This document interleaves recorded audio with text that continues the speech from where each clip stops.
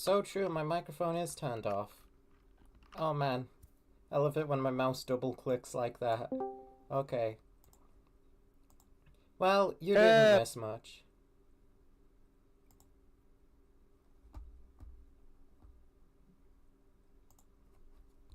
More farming for pets, is it you're looking for today? Yeah. Hey Justin. I'm doing pretty good. Looks like we got like 4 or so pets. Well, no, because there's all the Oracle ones as well. So we did get a decent amount of pets last time. Alright. Still, there's plenty to go. Although a lot of these I'm not going to be able to grab until hard mode. Or even post Moonlord. So, for the early stages of the playthrough, it's gonna be pretty much just playing the game and trying to progress as normal. At least I think. We beat Giant Clam, didn't we? I think we beat Giant Clam. Yeah, we definitely beat Giant Clam. I've got Shell Shooter. We beat him. Good, so then this stream, we need to get Crabulon next. Alright.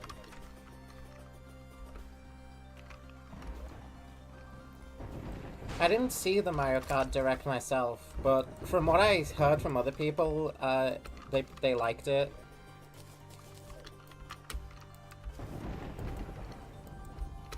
I mean, I already know I'm buying the game.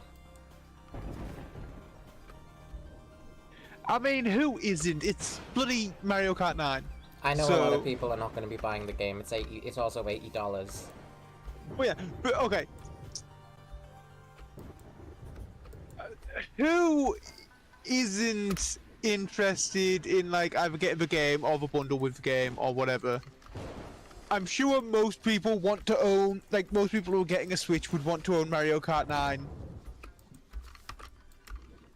Hello, also human being. Jane the zoologist, that's good. We definitely need the zoologist. I actually don't want to trigger that. Okay, well, Agir is good. Agir is nice. It seems like an acid rain is happening. I don't know if I need anything from that. I'm pretty sure you just get a bow and, like...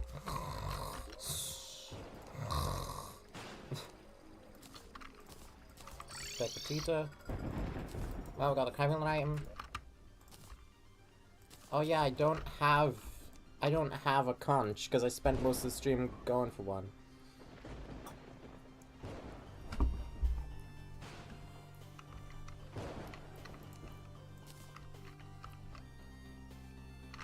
Ah yes, I remember the brilliant Connie and Neve stream. Being there for that live was so fun. I can't wait for my next game to release. I wonder how it's gonna compare to Connie and Neve in terms of, like, utter confusion. Do I like the Gummy Bear Christmas? I don't think I've seen the Gummy Bear Christmas special. I didn't know it existed. I don't have a lot of ammo, but I'm coming over here anyway. I really don't need Acid Rain until post Moonlord, and I don't want to bother with it either. I get, like, nothing from this. And I'm probably gonna fall asleep on stream if I try and keep it up.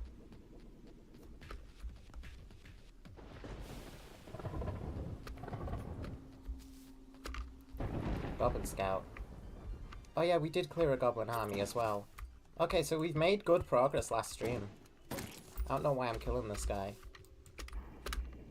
Oh. Oh, oh, right, that's what that message in chat means. Wow, okay, so wasting my time. Brilliant. I go over for the acid rain and it immediately ends. Cool. Cool, I love this. I love that this is a thing in the mod. I didn't use this at all. Oh well. I don't think there's any pets that I can just craft. I need to get them from the Wolfram guys themselves. Okay. Crabulon. Crabulon. Crabulon always gets me because of, like, the amount of space. I'm gonna have to definitely dig out a good spot for them.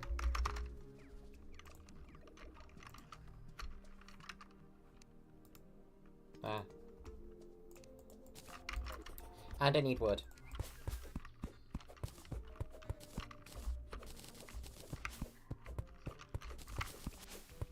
Yeah, I stream Thursday and Fridays.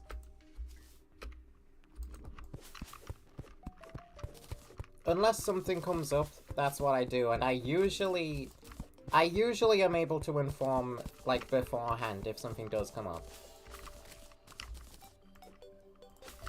And then most of the time I stream on a different date to make up for a missed stream. I should probably have planted those acorns.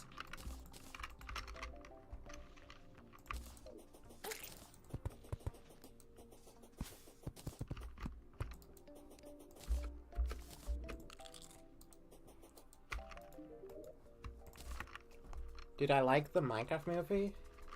The Minecraft movie was a fun cinema experience for me. I didn't have anybody in my cinema, like, being insane people, and let's say purely hypothetical scenario here, bringing a live chicken to the showing. That's not a thing that happened to me, luckily.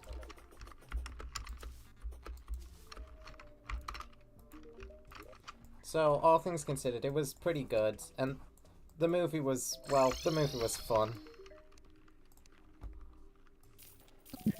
Chicken jockey! That's all I have to say about the movie. Star Cannon, I'm probably not going to be using that. Mini shot, flintlock pistol. I don't need that for anything. I don't need the mini shack right now either. But I could get it. But do I need it? But I could get it. Oh well, I'll get it. It seems more intriguing to me than using a bow. I just don't like bows. They're all the same and they're all boring. Many bows do not do very interesting things. I mean, this one shoots that when you use wooden arrows with it, which I guess is cool. It's very low range. I assume it's going to be high damaging, though. I may as well try it, because I'm going to be close to Crabulon most of the time anyway.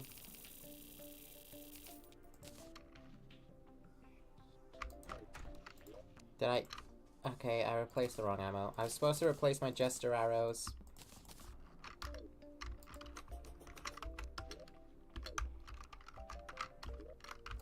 I have ancient chisels. I know I do. Because of yesterday. No, last stream.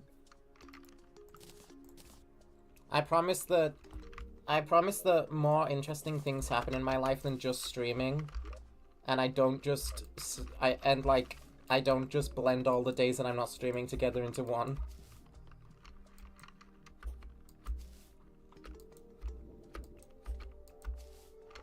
Although, in fairness, most of the time I spend not streaming is spent working on the game instead. Which is, currently in testing phase. Which means that... Which means that I don't know when I can get it to release, because, I don't know how many things are gonna come up. Well, if it's being tested, send me a copy and I'll help test it. You will get a copy soon. There's just things on top of the testing I still need to implement. Okay, good, good. I'm testing what's already in the game and adding, like, the final things.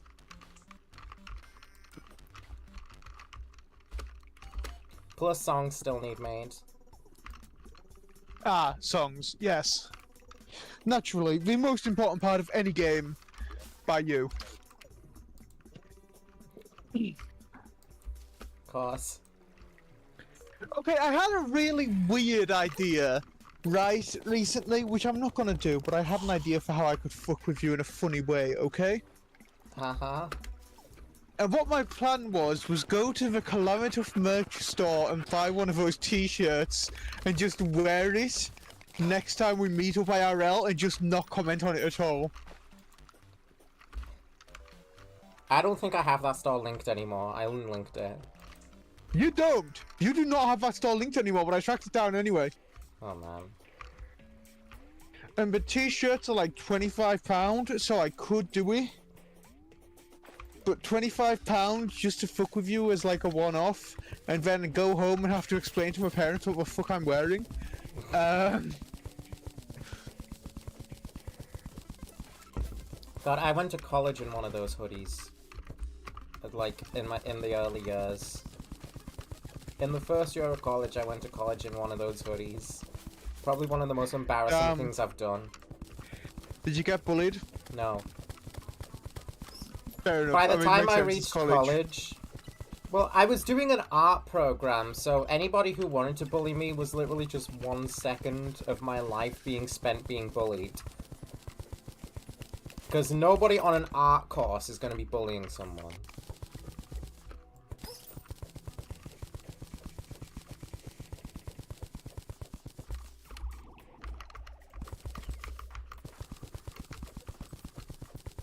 If you're an art student and you're bullying someone, you need to reevaluate your life. Although I guess that just stands in general if you're bullying someone, but especially if you're an art student. Which is why I never actually learned or studied any form of art, and I just winged it with every creation I have ever made, so that I am allowed to bully people.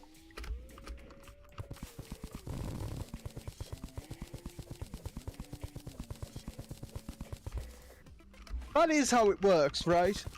I don't know, I mean, I wing most of the things that I do, so I'm allowed to bully people as well. I've never studied music as a day in my life, and I consistently trash on Infernum's OST.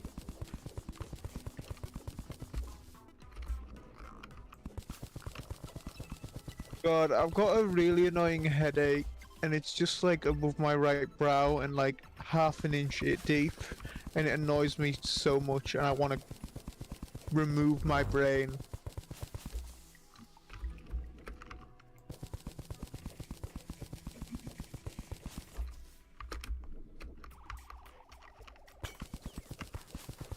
What is chicken jockey music? Chicken jockey! Is this a new genre?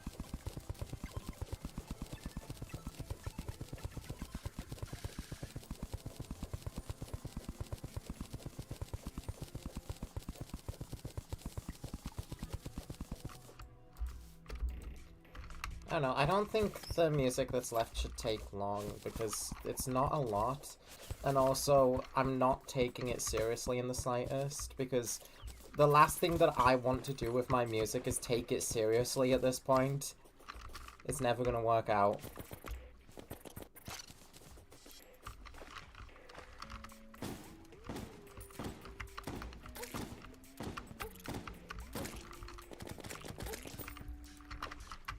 It's why I am not going to be making music for any of my games that I actually, like, that are actually trying to take themselves seriously. I need a competent musician for that.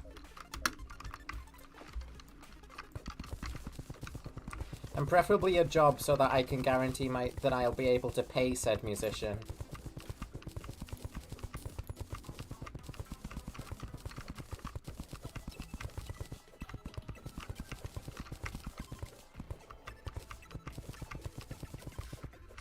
My life advice for today, I guess, since it's been pretty topical to me, my life advice for today is that if you have a musician for a project, pay them. And if you don't know if you'll be able to pay a musician, don't bring a musician on for your project.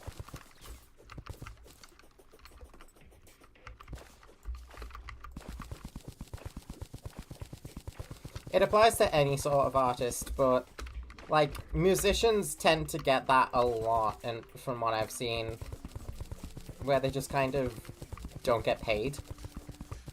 And also, the only artists I've ever hired for, like, a game project, and not just, like, commissions for just myself, is musicians. Because I do the art for my games, and I do the programming for my games myself. But music is what I'm less confident in, so I get somebody else to do it for me, and I pay them. I might have a lapse in internet connection for a couple seconds. I'm switching over from wired to wireless so I can print stuff. Lapse in internet connection. Okay, that's a bit of a stupid way to word it, but yes. Do you like my new profile in this server, by the way? Yes. I'm keeping it Niloticus themed. The jovial merriment jump scare from yesterday.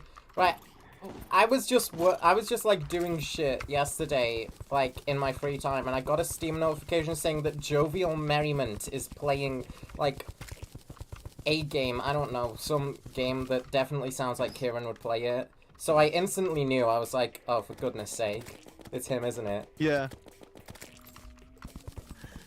We were playing MechWarrior 5, which I had bought the I didn't put the previous chisel on. night. I didn't put the chisel on this whole time. I've been wasting y'all's time, I'm sorry. Actually got playing. Me when I waste my chat's time. Like a brilliant streamer.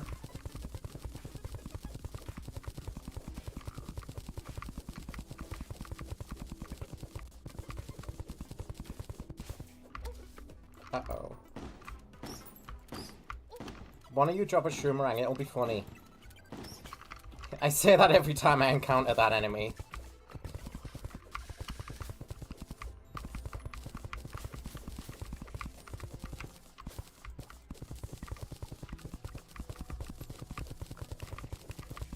Well, I hope that guy down there lives. I don't feel like helping him. I don't really need him for anything beyond the shell that I bought.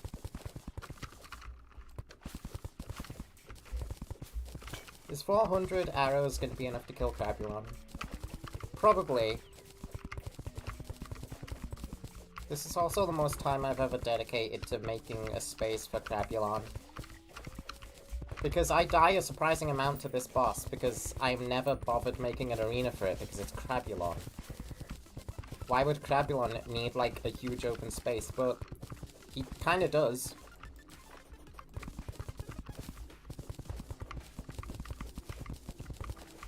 When you're not summoner and don't just get to kill him within, like, 2 seconds.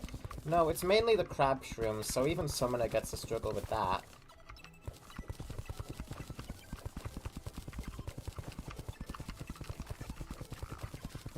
Annoyingly, I'm not going to be able to get my printing done tonight. Sad face. How come? Printer's not connecting to the network for whatever reason. Ah, cool, technology. And I cannot be asked carrying my entire ass PC downstairs to plug it in. Yeah, I can understand Or that. carrying the entire ass printer upstairs to plug in either. I never really move my PC around anywhere.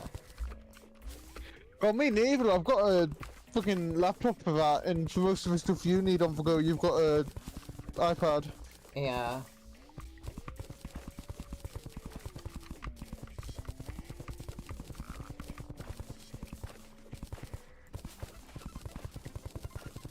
If I was able to connect an Xbox controller and stick a PS2 emulator on my iPad, that would probably completely replace my laptop for most things. I think about this a lot. I'm thinking about it again. Like, I'm wondering if, like, if how much closer the game would be to releasing if I wasn't so stubborn and lazy and just swapped PC when the new one arrived. It would probably be out by now. Yeah, because most of the development time is just spent waiting for Visual Studio to do stuff. Yeah. Which, stuff that is supposed to happen, like, instantaneously. Yeah.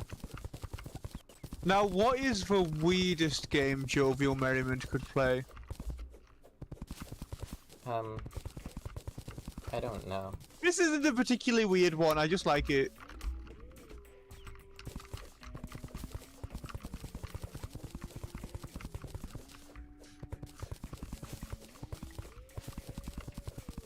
Whatever it is will probably show up on stream. Because it usually does show up on stream when someone on my friends list is playing Summit while I'm playing Terraria. For some reason the Steam notification also appears.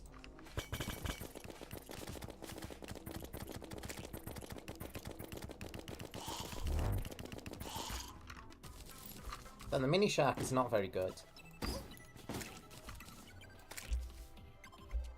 Oh well. I think this is decent space for Crabulon.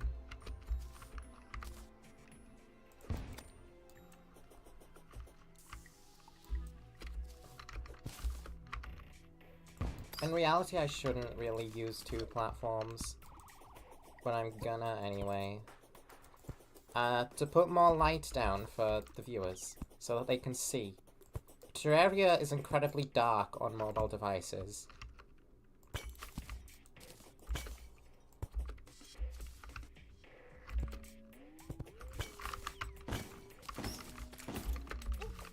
That's the only real reason I get annoyed when the Eye of Cthulhu shows up early.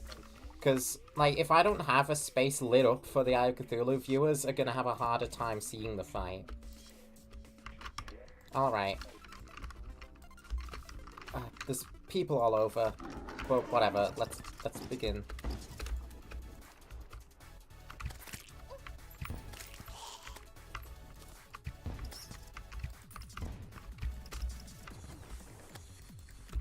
Oof. Shield of Cthulhu is a really double-edged sword in this fight. I feel like this fight is one of the worst ones for the shield. Because there is so much shit you bonk and then get hit by the crab for.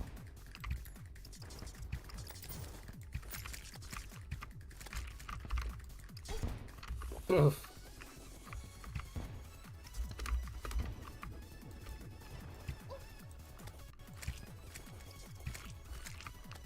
New high score is good. Now I've got to fight Natore. Good. What game are you playing? Natoring. Oh. The demo, at least. I haven't had that in my library for a while. Well, I don't think the full game ever came out, considering it's been a demo for like 6 years at least. For as long as I've been into Toho, that game has been a demo. Well, it's a good demo. I like it. It is. I just wish it had more stuff to it and like was a full game that released eventually. Because it could have been even better. It gets very repetitive because of it being a demo is the only thing. Oh shoot.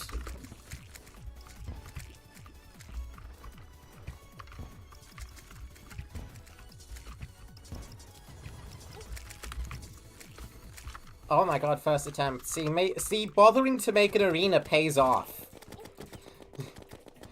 This is a learning experience that I am not going to take a lesson away from, probably. But hey, we got the crab down. That's not the bag. This is the bag. And I got the pet. First try, don't even have to fight him again. No. Mushroom cap? What is this? Is there a new block? This looks like a new block in Calval. Mushroom cap? Oh my goodness, that's really nice. Good grief, that is nice. Okay, Take note of that. We need to use that for our above ground mushroom biome. Okay, Calval added an amazing new block. W Calval. W. What block was it? It's just called mushroom cap, but it's like a really nice looking mushroom cap block that could be really good for glowing mushroom builds. Let's drink invisible. We have a Crabulon plush, a magic weapon that I'm not going to be using. Don't need magic. I know what I am gonna do with my time, because I still need to get round to this. I need to get better at this. I need to get better at accessory management. This happens like every single series. Classroom. We got the classroom. Save. I'm finally, now that I know some 3D modeling, I'm finally gonna get around to making a base for my droidicus to go on. That's one pet closer to having every single pet. Also, the pets that I didn't know how to obtain, I've done further research into, so now there is not a single pet on the list I don't know how to get. Some of the ones I wrote down were just straight up unobtainable, and I didn't realize. So I removed those ones.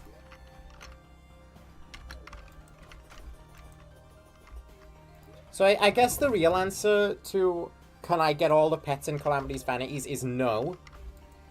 But that's boring, and I'm not counting the ones that are literally unobtainable. Because otherwise, what's the point? What is the point? Well, the point is that a traveling merchant has arrived, and I need to see if he has anything for the cell phone. That would be a point. Where is this guy? Oh, why is it raining so damn hard? He's got a lifeform analyzer. I already have a lifeform analyzer. Does this thing even shimmer? I have no idea. I don't know if it shimmers. I'm gonna buy it anyway. I love spending money on things. I love gambling. Neve would not wear a fedora, so I'm not gonna buy that. If I were a different character, I'd consider the fedora. I don't know. Who would wear a fedora? That's a very good question. I'm not sure. Me? No. No. You're already enough of a punching bag without one. Wow. I'm just saying it how it is, because like I'm not even the one insulting you. I'm saying like people have historically like said that sort of stuff about you, like, you know, ooh, you are like, you wear a trench coat. Yes, you wear a trench coat. That means you're an incel. You wear a trench coat. Ooh. Well, actually, I mostly got, oh, you're wearing a coat, okay, school shooter, rather than incel. Although, so there was that one time a classmate told me I look like a rapist, so there's that. Yeah. Yeah. I still get on decently with that person whenever I run into them as well, actually. Onyx seeking mechanism. I need this to go find the shimmer. I will not search for my shimmer without my drill. My silly drilly. I get along decently well with a lot of the people who I'm still in touch with who said like that sort of stuff about me. That's kind of sad, isn't it? Not really. But like, if we exclude you lot, I don't think they've matured that much, honestly. I'm pretty sure most of them would still stand by. Like, the guys who said I look like a terrorist probably still stand by that. I don't think it's fair, because trench coats are objectively like a cool, like, piece of clothing. I've never worn one myself. I don't think it's the type that I would suit.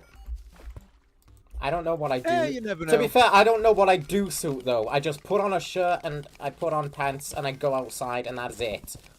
most of the time. I don't know what the fuck I do suit. What you suit is Zero whatever fashion sense. What you suit is whatever you see and you think, oh, I'd look pretty in that, or alternatively, oh, I want to see one of my characters in that. Actually, no. I take that back. I take that fucking back. That is a horrible metric for you to use. What? I would want to see one of my characters wearing this. That's a god-awful metric for you to use. Really? Okay, specifically, which character are you least likely to loot? Adult, I should specify. You didn't need to, because I wasn't gonna pull that card. I've got to specify. Yeah. Anyway. Because like obviously I'm not gonna do that, but like, there's a few that like I'm not likely to loot, because like there's ones that like I am very, very obviously very into, and like there's ones that like I love them as characters, and like I don't find them sexy, but I still love them as characters. Whereas there's ones that I love as characters and also, well, let's say, as the kids would say nowadays, goon to. Like Gaiety. But like,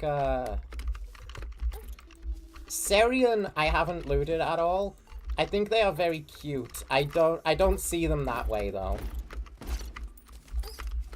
If you do, you are more than welcome to. For, like, the 0 people who know who Serian is. Okay then, okay. If you see an outfit that you think you'd like to see Serian in, But Serian mostly wears, like, white and yellow because she's, like, associated with Luciana. And I don't think that would look good on me. You don't know until you try it.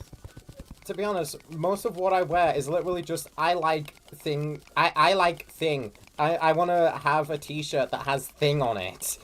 For example, Dogma. The lunatic cultist. That is my fashion sense. Valid. Just the thing that I'm autistic about. That is valid.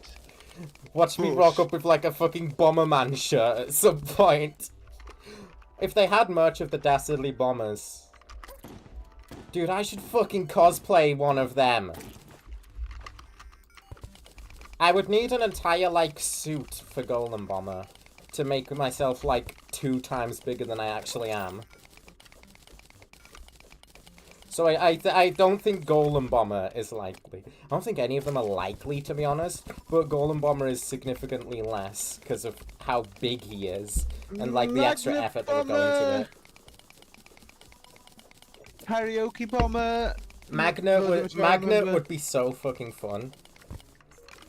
I don't know the first thing about like making my own cosplay. I just know buy thing from Temu, hope that it's good quality, and that's it. Because let's be honest, the Yuyuko cosplay was also practically a Temu one because I got it from AliExpress. Okay, when I move, like after I've moved. And obviously Ewan's doing it now. I am planning on learning how to make cosplay better. Yeah. Myself. If you want, you can come along and work.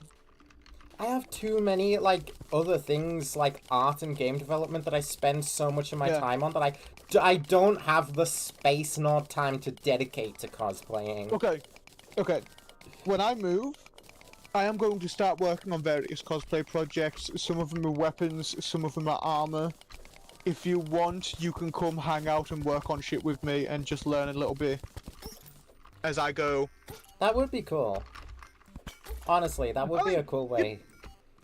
You've basically already done that. Remember when me and Ewan were working on their armor at mine? Yeah. And I was just sort of vibing. You've basically already done where you're just hanging out and you're just sort of watching it work. Like, obviously with... Why did I put my chisel away? I need that. If you wanted to learn how to do it better, then obviously you'd want to be a bit more actively involved. Yeah. But, like, you saw what we were doing, and you might not necessarily understand how everything works, but, like, the plastic welding gun welds plastic together. You know that, at least. Yeah. And you've watched us use it. You could probably figure it out. You might burn yourself, but you could probably figure it out. I'm wondering the logistics of, like, a Bomberman cosplay now, like, for, like, the helmet How would a Bomberman cosplay helmet work? Okay. Okay. Honestly, evil, evil Boxy Boo. No. Someone had like, well, no, there was an official Pretty Bomber cosplayer that like advertised the Super Bomberman games in like actual live action videos. And the helmet that they used was like, it was Pretty Bomber's helmet, but it was human head shaped so that she could actually wear it. Evil karaoke bomber would be pretty cool to do, actually. Yeah. They've got basically a fucking cape, and that's badass. She's got a cape. She's got like the badass like thing going over her legs. She's got like the really cool mask. The mask's effect would be incredibly difficult to pull off. You'd need a fuck ton of LEDs. She's got white arms and leggings. She's got the skirt might be a bit weird too. The bit that goes around the waist with the little skull with the crown on might be easy enough. Yeah. The cape would probably need some work because that looks like it would have to be double-sided for the pink and black with some pink detail showing through the other side. You could cheat Phantom Bomber pretty well. For Phantom Bomber, you'd just need like a detailed helmet, a big ass fucking cloak over the rest of your body, and then like I don't know, just wear black under it. And you've pretty much got a Phantom Bomber. He might be the easiest one to do because you don't need like complicated armor or anything. You just need a big ass cloak. There is one thing I can see other than the mask, which might be very annoying. The karaoke bomber. And that is the footwear. Because for whatever reason, they decided at some point between her being Pretty Bomber, who I assume, well, I mean, she's one of the Dastardly Bombers, but I'm assuming Karaoke Bomber looks eviler, right? You know what I mean? Yeah, because she's supposed to be. Pretty Bomber, they retconned Pretty Bomber into being the non-brainwashed version of Karaoke Bomber. Yeah. Sometime between her being Pretty Bomber and Karaoke Bomber, she decided to put on a pair of fucking pink high heels. Yeah, it's probably... purple even. Might be to do with, like, the original Japanese name being Sexy Bomber. So they gave her high heels. I don't know.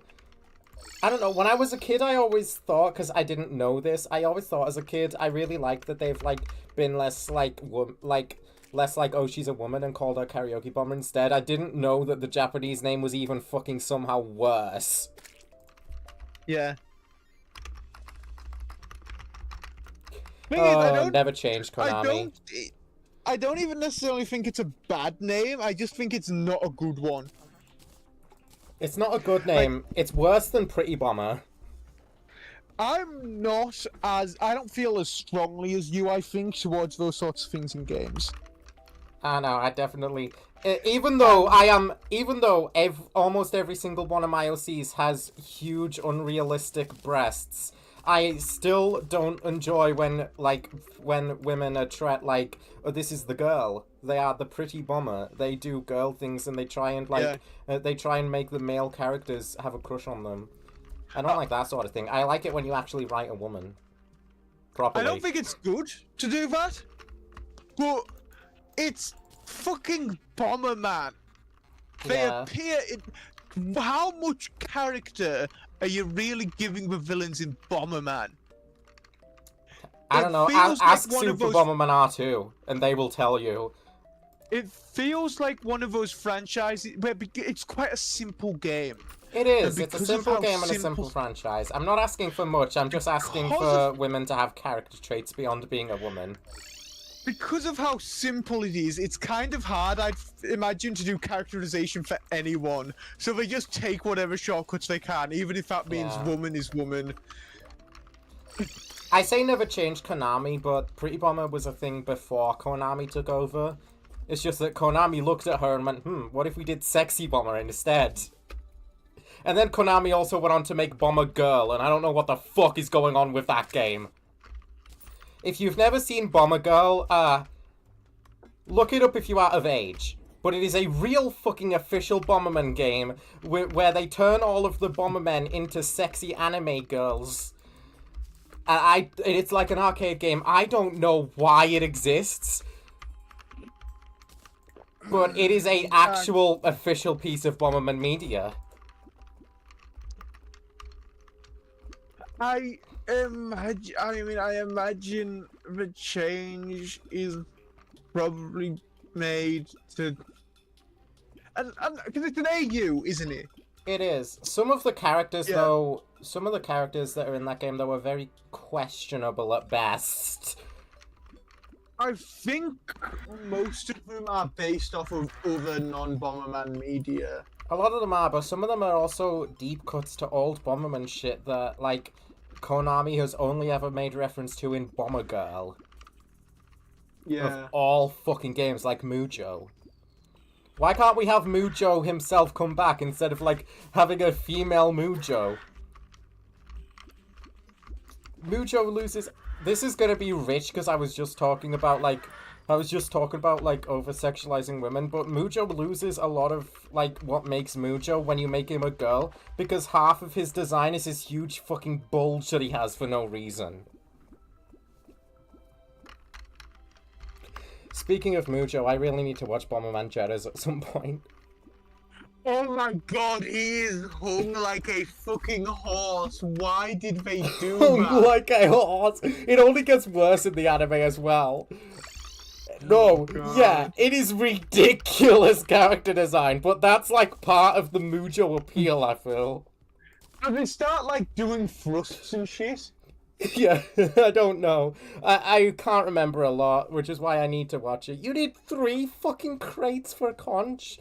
Piss off. I think Bomberman Jettas is going on the to-watch list for us. We have to. Because, oh my god, Mujo in that anime is so fucking good, from what I've seen of him. Bomberman Jettas focuses on the adventures of young white bomber, Shirobon in Japanese, with the intergalactic police force known as the Jettas. Yeah. Why did the white bomber join the fucking Lego Space Police? Because Bomberman, in a lot of his appearances, is actually like a galactic enforcer of, like, the law and justice, believe it or not. Don't they know that the Lego Space Police is racist? I don't know, he's only like 9 years old in the anime. I don't think he does know. Canonically, that is a thing they put in Lego Space Police law. They also added a squid man called P. Squiddy. Oh my fucking god, shut the fuck up! Shut the fuck up! This is something the Lego company actually did. I'm actually fucking in awe. And they added and in the second wave, the Lego Space Police started getting Lego Space military surplus from the Lego Space Pentagon. And started going after this pimp named Brick Daddy. Again, his actual official canon name is Brick Daddy. It is on the boxes. And he is a pimp. Wow. Like, he's not officially a pimp, but he's a criminal who goes around wearing like a bright purple suit and driving a long ass limo. Okay, and yeah. he's 100% meant to be a pimp. Yeah.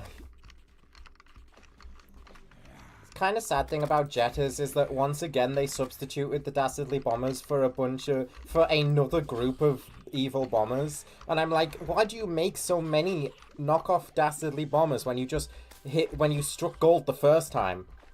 Oh, except Pretty Bomber, she shows up. Because Pretty Bomber's different from the others. She quite literally is at this point. She appears in so many games without the other Dastardly, so sometimes you forget she even is one.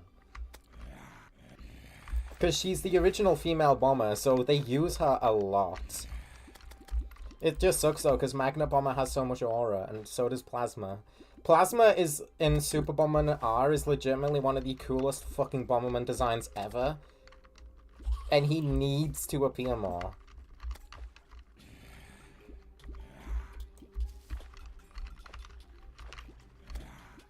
Hold on. Super Bomberman Panic Bomber W.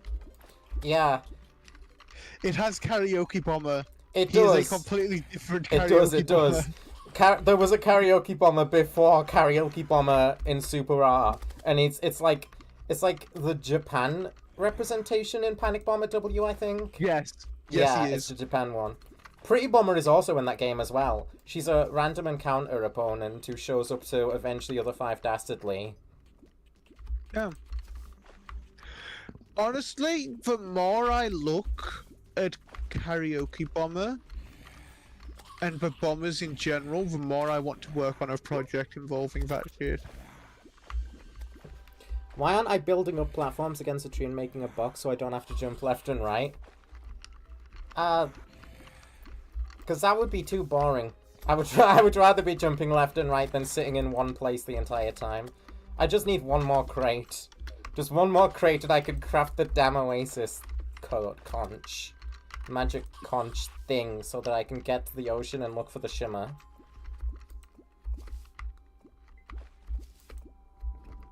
Wait a minute, can't I craft the magic conch? Didn't someone say that in Calamity Card? Hold up, am I being a moron again? Oh my fucking god! Wait, I need a white pearl. Do I even have that? Alright, hold on.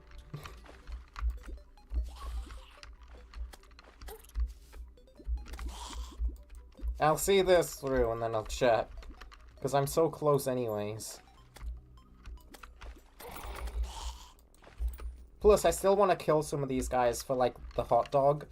The rot dogs can drop a pet. So I need to kill them.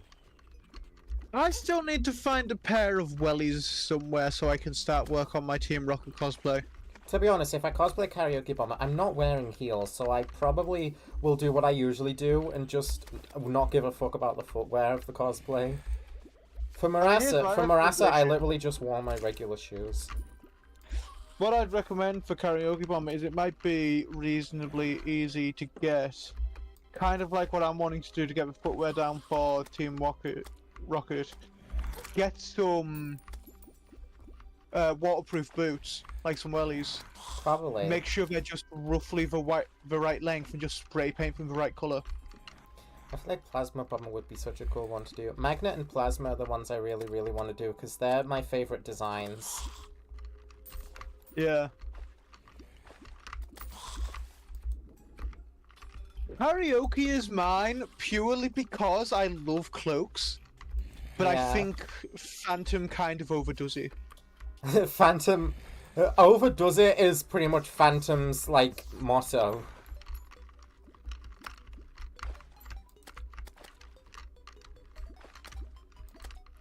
Although he has the most entertaining voice lines in Super R out of the 5.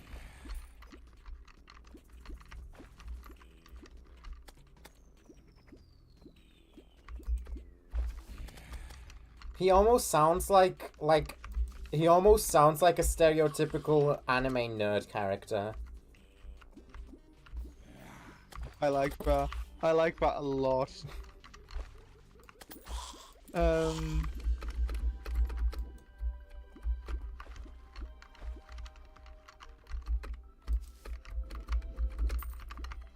Ouch.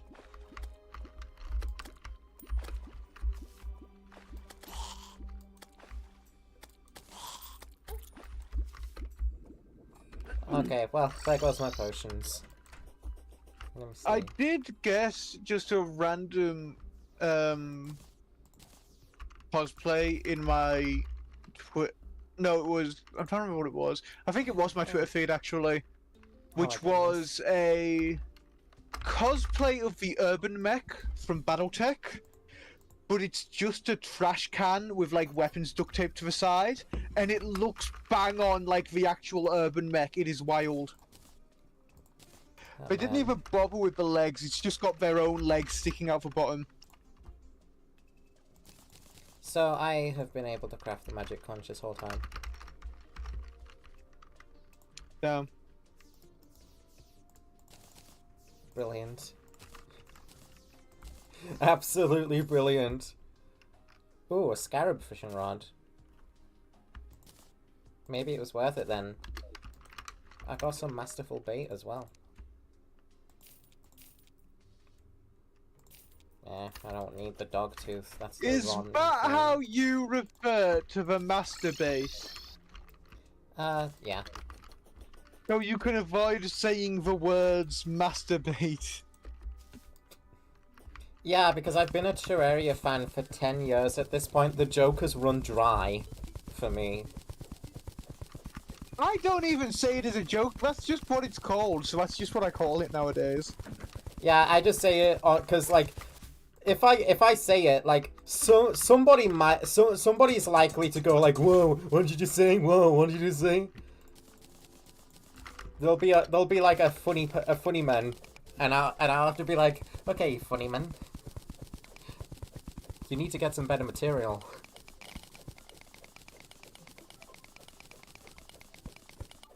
Which I understand. I've been in that position before.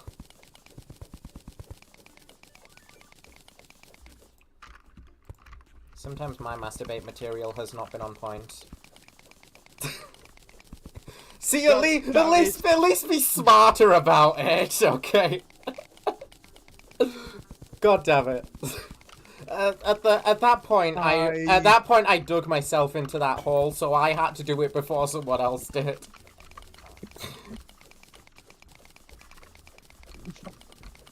I hate that you thought of that before I did. Man, it just goes to show I've mastered comedy. I'm brilliant. Give me money. Give me money. No, I'm not in desperate. Whoa, were you freaking kidding me? Wait, how far away is this? This is me being rewarded for being funny. It's right here. This is like Shimmer speedrunning. Speaking of masturbate material, some of it's been in my Twitter feed lately. If you say horse race tests, I swear to God. No, not where I was going with that. Fuck you. Oh shit, well now I've just outed myself. I am joking.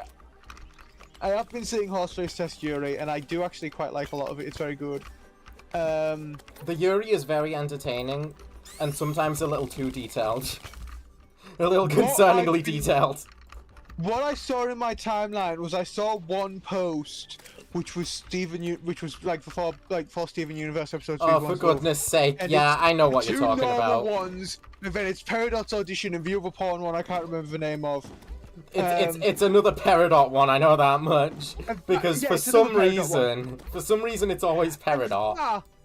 That was like unfunny, but I just scrolled past it, right? Yeah, no, yeah, I know exactly where this is going because it's happening too. It keeps coming back up in my feed. It keeps coming back. Fuckers cannot just scroll past and ignore it. People feel the need to complain about it, and they're not even saying, no, this is unfunny. They're acting like they've seen a fucking dead body. They're doing the like, whoa, put the screenshot up with a title card, Peridot's audition, and some sort of shock reaction. Don't Google this, guys. Do not Google this. I saw that. People are... No, I'm gonna be real. I saw that once, and then it kept showing up in my timeline because people kept retweeting it with the exact same fucking message, the exact same fucking tweet, just saying like, "Oh, people be acting like this is the most insane shit," and I'm like, "You are the reason that this keeps coming up in my timeline at this point. It's a you problem now." It came back in my timeline a couple of times from people doing that, right? And then it came back in my timeline dozens upon dozens of times from fuckers reacting to those tweets, complaining about those. The Twitter cycle. Like, the Twitter cycle. Look, that's why I don't interact with them, even though they piss me off. I'm like, can you shut the fuck up? Because if I interact with it, it's like more people are just going to interact, and then I'll never get it out of my timeline. Case in point, fucking Forsaken. I am sick of that game, but it won't go away anymore because I've interacted with it too much. I fell for the trap. I did tap on one of the do not Google this ones to see what they were saying, and someone asked, is it like regular porn or illegal porn? And they said both in response. Like, come on. No, it's not. You don't have to just say it's porn. And then the reasoning was, well, no, Peridot's my fave. It's Peridot, so it's illegal. I genuinely do not care that much about it, but that's why I just like. I don't know, man. It annoyed me a lot because, like, just shut up. It's easier for you to just ignore it and scroll past. Also, porn of your comfort character is not a crime. What should I even make the shimmer housing out of? I don't know. I'm gonna have to figure something out. I've made so many Terraria houses, it's getting hard to make unique ones anymore. I genuinely think if you cannot handle even the mildest NSFW shit without throwing a fit, you probably shouldn't be on the internet.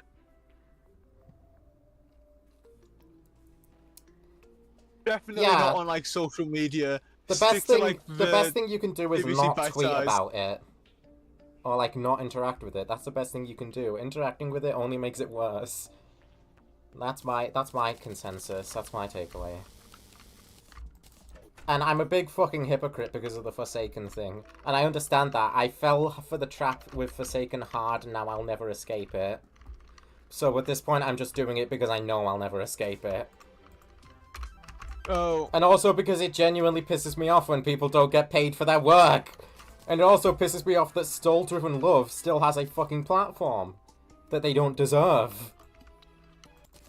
You know, I was very happy to hear that if you did end up doing one of the bombers and it did for whatever reason end up being karaoke, that you wouldn't be wearing heels. Do you know why I was very happy to hear that? Because here's the thing, right? It's a very weird impractical... It's a very weird impractical heel design. It's not like one you could just buy, right? Yeah. And could I make it? In theory, yeah. I mean, absolutely yes, even. Would it be safe to wear and walk around in for an entire day is a different story entirely. And I would be terrified, like, if you were wearing it to a con or something the entire time, but it was about to break and you'd just fall flat on your face.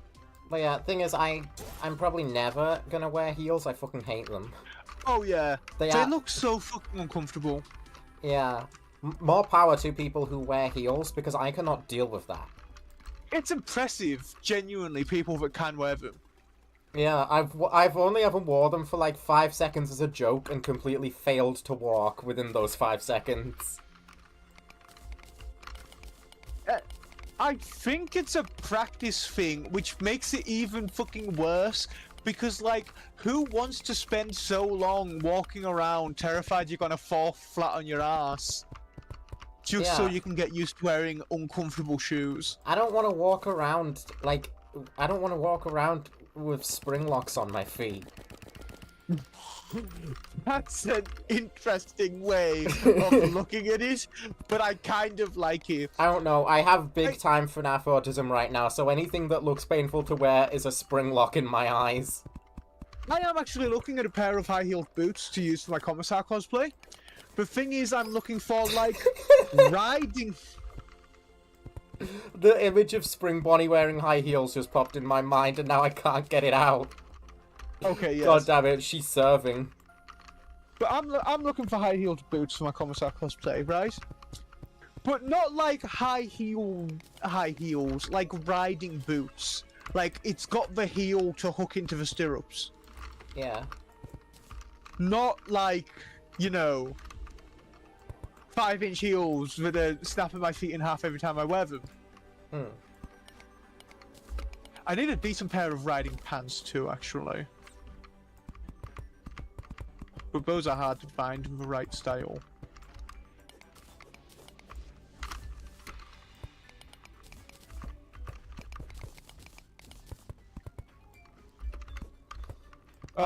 Oh yeah, shout out to Mistful Crimson Morning for winning the most recent race. Oh yeah.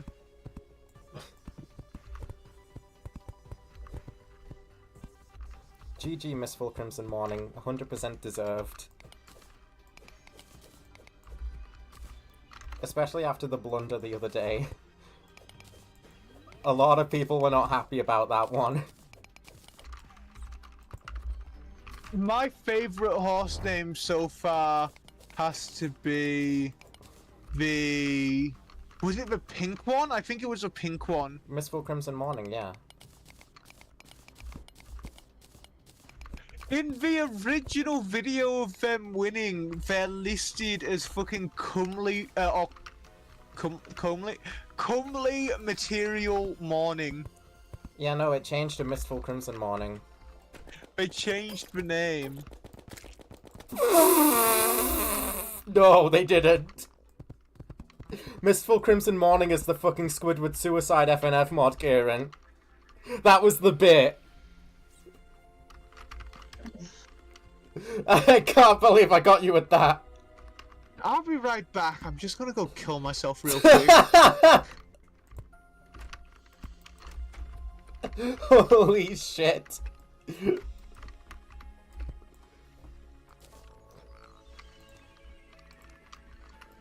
Is it cyan? Is it cyan and white that are the doomed Yuri?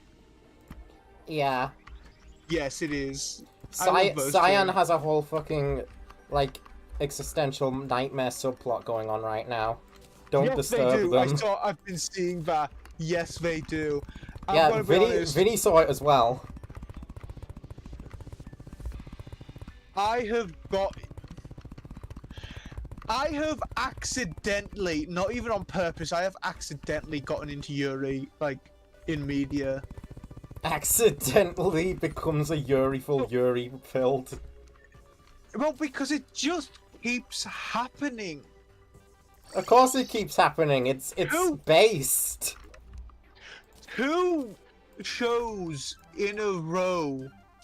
Mobile Suit Gundam, one of my favorite anime franchises ever, has had major Yuri going on. That adds up. You never even get major relationship stuff to franchise, like 2 shows in a row with this. And now, they just can't stop doing the Yuri. Okay, to be fair, we did used to get fairly consistent Gundam Yaoi, at least. Mech suits and Yuri-ful Yaoi is like a perfect combination. That's pretty much they pretty much realized. They go hand in hand. Wait a minute, there's a golden thing? The golden goldfish! Need. I still remember watching the original Gundam for the first time and seeing the way Char Aznable and Gamazabi interacted and being like, oh, fuck. They're not allowed to say it because this is 1979, but those 2 are gay. And then it turns out, because the toy line, it wasn't selling very well, right? Because the toys were god-awful, so the show got cancelled. They had to cut like a dozen episodes from the show because they just weren't given a budget anymore. It was like cancelled partway through. They just had to finish up with what they had left. Right? Yeah.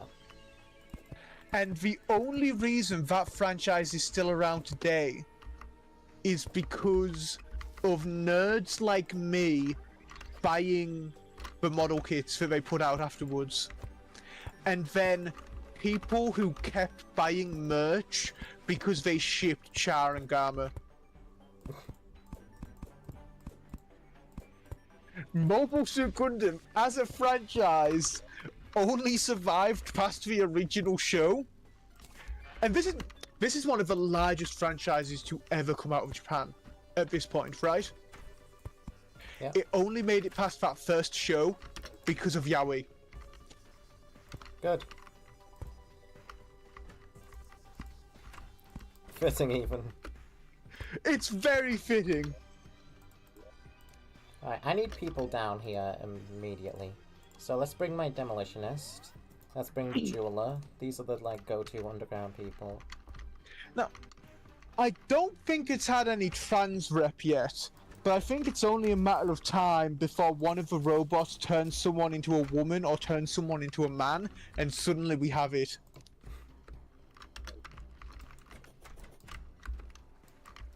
No, yeah, Vinny started one of his streams by just opening one of the Cyan Nightmare videos and going, chat, what the fuck is this? Nice. He joined horse race tests when the Cyan Nightmare arc began, and then proceeded to play the infamous race where Jovial Merriment proceeds to rail Yellow twice in a row and then win the race anyways.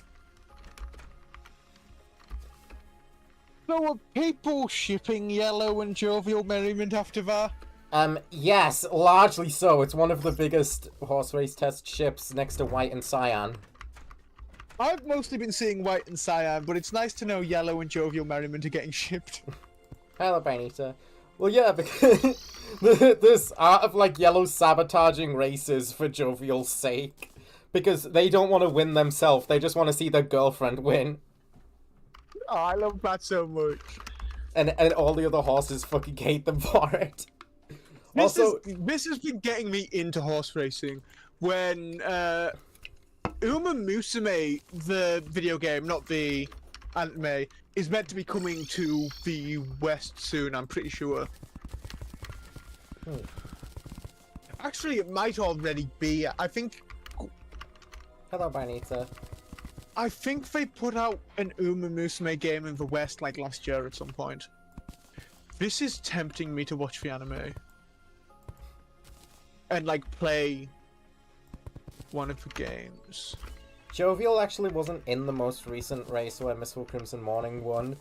So I saw art of them like taped up and gagged by the other horses, and they're just telling Yellow, if you tell anyone about this, we'll kill the two of you. Damn. Yellow almost won that as well. I think Yellow is the only one of the main horses outside of Cyan that we still need the name of. So I'm hoping Yellow wins one eventually and stops throwing for their girlfriend.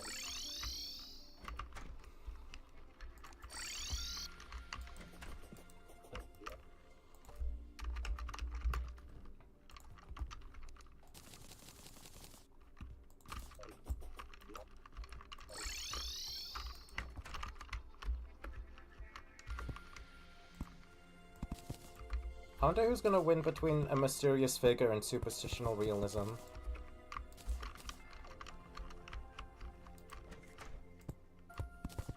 Probably a mysterious figure. Hopefully not, because that has very bad implications if they're the winner.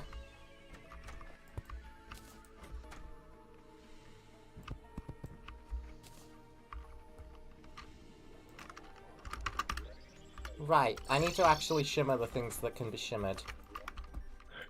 Oh, that's Twitter closed for the day. That's horse race testing porn on the timeline. I saw it on Danburu because now Danburu has horse race test tags, and I got fucking curious.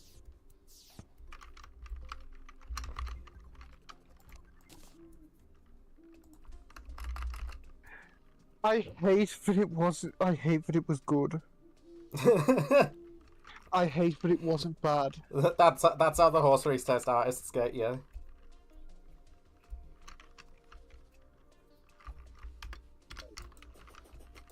If it was bad, I'd feel better about it having popped up on my timeline randomly. Charlie, I'd recommend turning your phone off tomorrow because they're testing a remote self-destruct feature. What the fuck are you talking about? Yeah. Hello, welcome. Hello. I thought you were about to say, you know, something there. But no, remote self-destruct. Yeah. Okay, so you can't shimmer the shit that the traveling merchant sells. Adds up because he's a piece of shit. Shimmer the shit, shimmer the shit. My favorite. Not the wrong one of these. Cartoon. Did you ever watch Shimmer the Shit? Like the newest one, whichever one that is. I haven't watched it in years, so I don't know.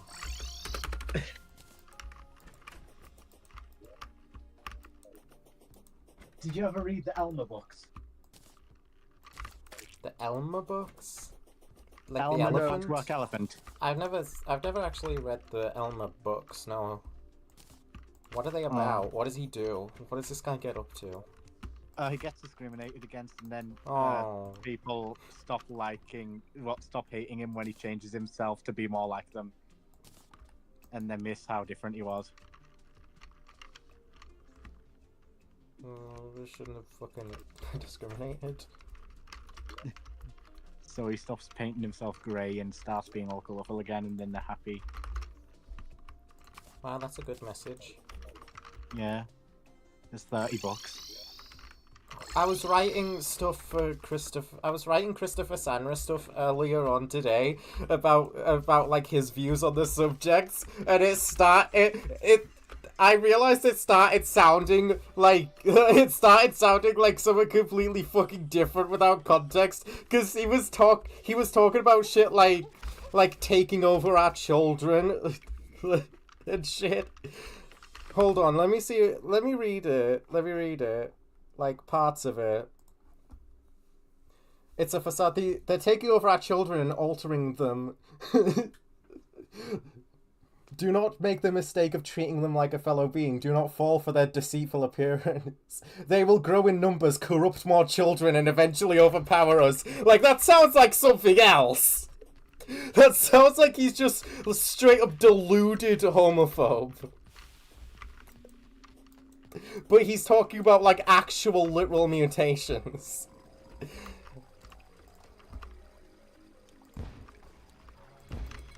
I can't wait for the Infinity as just one big, like, game metaphor theories. I can't wait for that.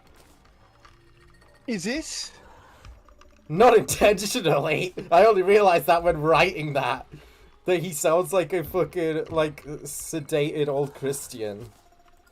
Who does? Is it one big? Sorry, what did you think I zoned out? I was talking about Sanra and how he was.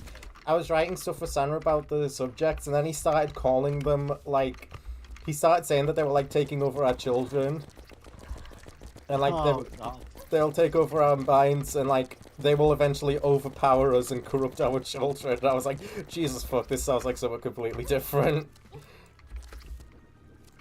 The fact that I've heard people genuinely, like, think that about gay people is crazy.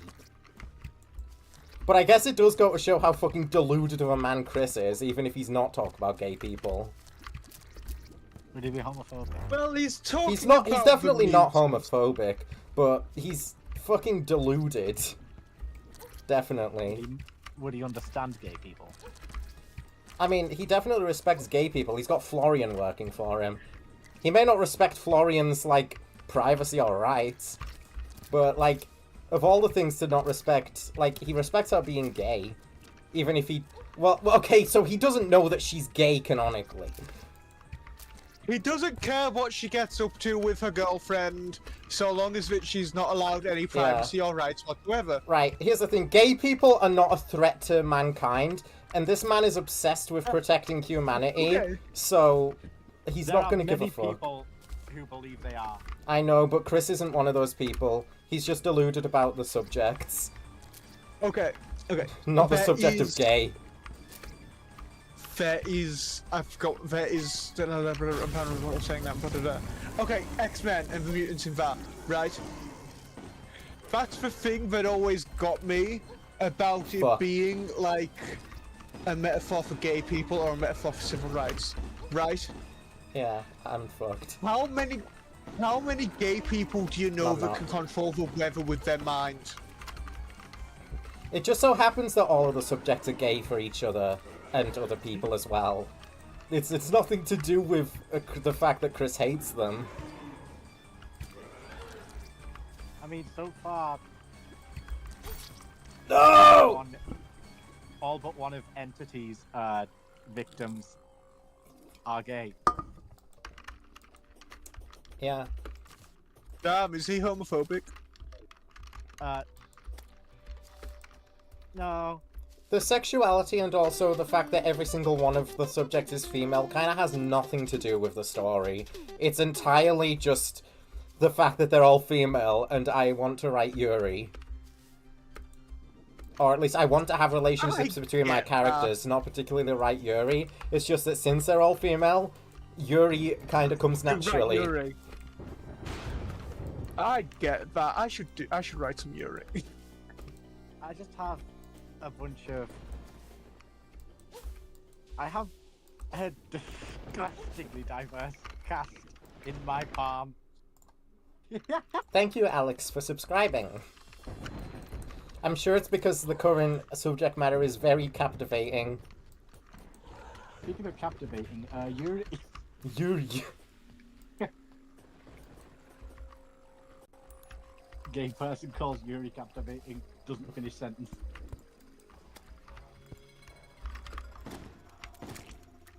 I am not going to agree with that about Yuri. The statement about Yuri being captivating. I mean, I'll just say there's a reason that, like, pretty much none of the horse race tests art is straight. Not a single piece of it. It's either Yuri or it's Yaoi. Yeah, but it comes off a bit different when it's a straight guy saying that Yuri is captivating. I guess so, yeah.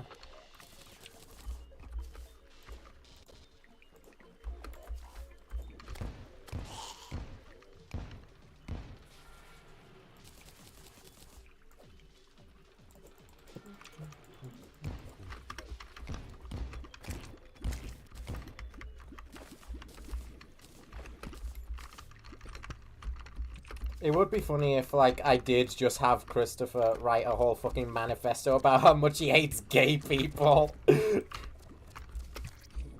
But that's not a road I'm going down.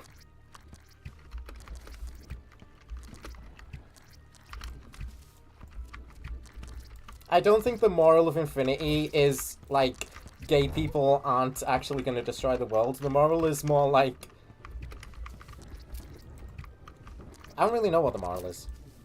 I mean, I don't even I know guess if I guess gay people are included in the moral of, like, don't treat people like shit because they're different.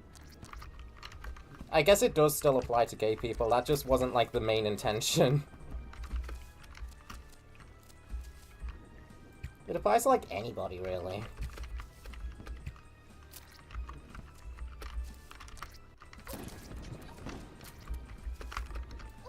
Ouch.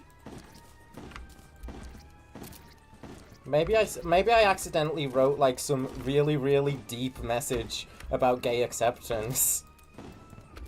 I don't know. I'm just writing shit. The secret is I don't actually know what the fuck I'm doing.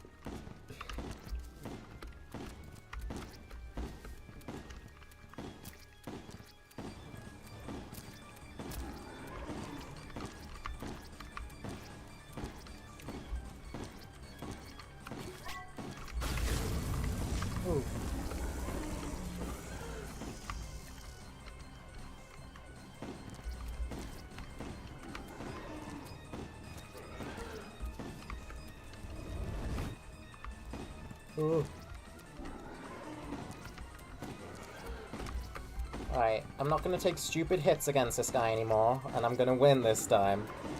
Let's lock in. Wow, we're shooting from different, like, places now. Motherfucker.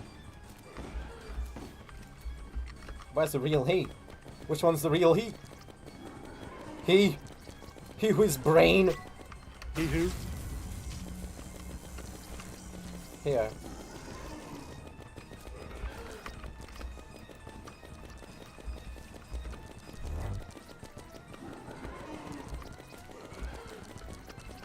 This is literally just one attack for the entire rest of the fight, but I still find it a lot more engaging than the Hive Mind.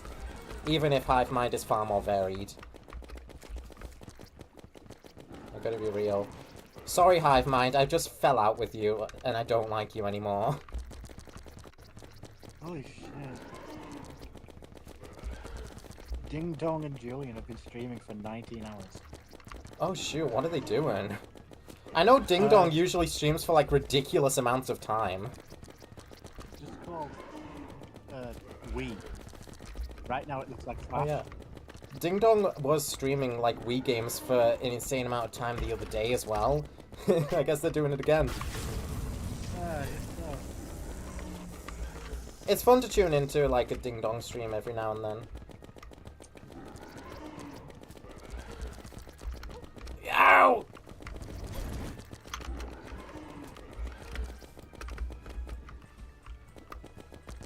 Alright, I get the point. You can die now.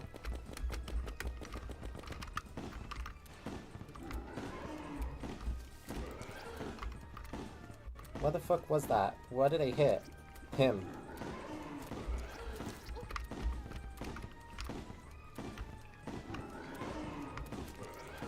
This is miserable.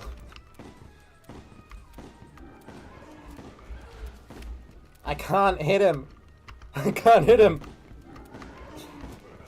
Fuck! Die!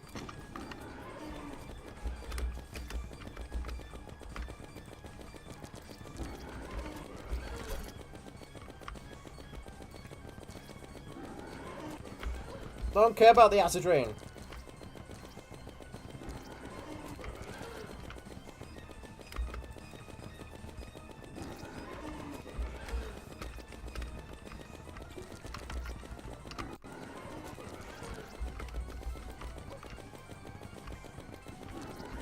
Only subscribers of 20 minutes or more can send messages.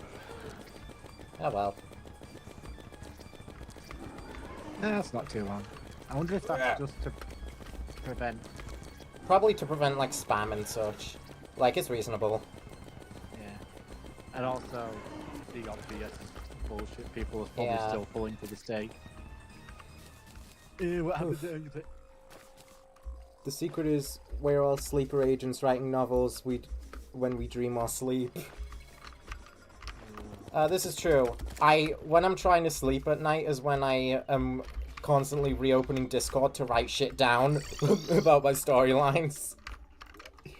For example, one of the most recent notes I've written in my private Discord server I have just to write down ideas is, jovial merriment. Well shit, that one's not proving my point at all. The most recent message I sent is Meeboo! My most recent idea in my ideas channel is Meeboo. Wow. Fucking Meeboo. Meeboo. Another one is giant bread bug. This isn't proving my fucking point at all. And that was written at midnight. At midnight, I opened Discord and wrote down for my future self, giant bread bug. You have been invited to Boy Kiss the Cafe, furry, brackets furry. No thanks. At 1 a.m. At 1 a.m. on the 16th of April, I wrote Sasha's ass. For fuck's sake. Draw Sasha's ass? Yes. Okay, so I've not fucking proven my point at all. Oh well. No, sorry. I completely failed to prove anything. None of my notes have any value to them whatsoever. It's just dumb shit. Literally obsessed with their hair.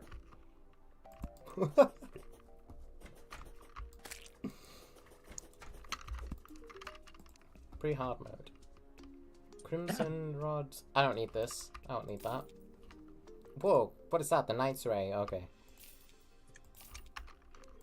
Can I make anything interesting out of, like, the tissue stuff I just got?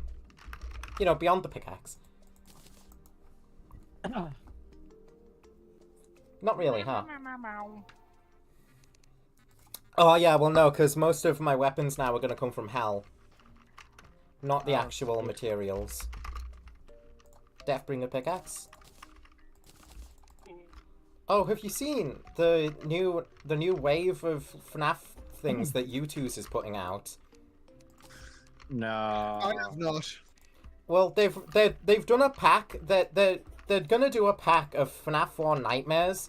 It's got every single FNAF 4 character except for Plush Trap in there, and the Halloween guys, and like they're like pretty much the best merch that the Nightmares have ever gotten, except for the fact that they've got the fucking U2's eyes that ruins the entire thing. So I'm not gonna buy it. But also, I'm not going to buy it because they are a limited release for 1 week. You have 1 week to buy them. To buy, like... I'd just buy bootleg merch at that point. 1 week to buy a full set that amounts to, like, $250, and then they're gone forever. U2's genuinely saw people complaining about the 2-week limited releases and made the time frame shorter in response. I fucking hate them as a company.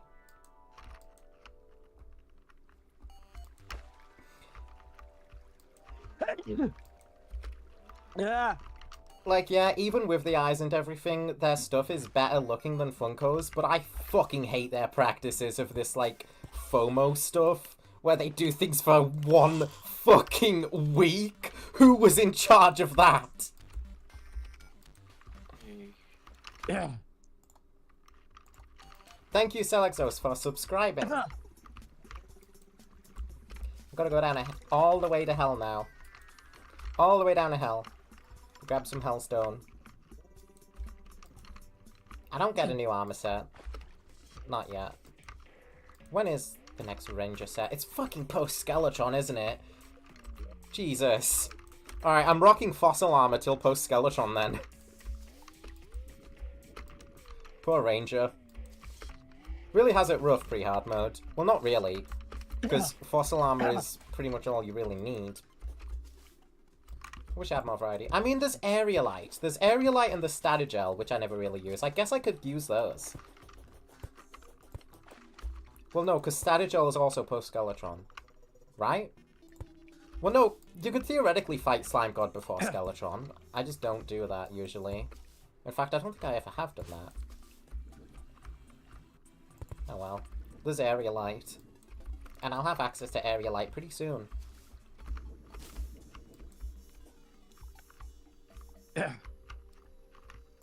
That's gonna be exciting, I guess. I don't know, I don't usually make a lot of stuff out of Aerialite. When I get Aerialite, most of the time, all I do is I make the horseshoe balloon bundle, and then I move on with my day.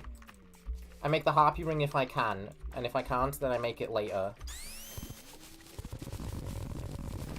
Ah yeah, the mushroom shrine. Cool.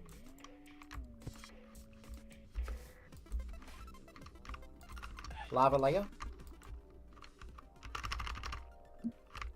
Ooh.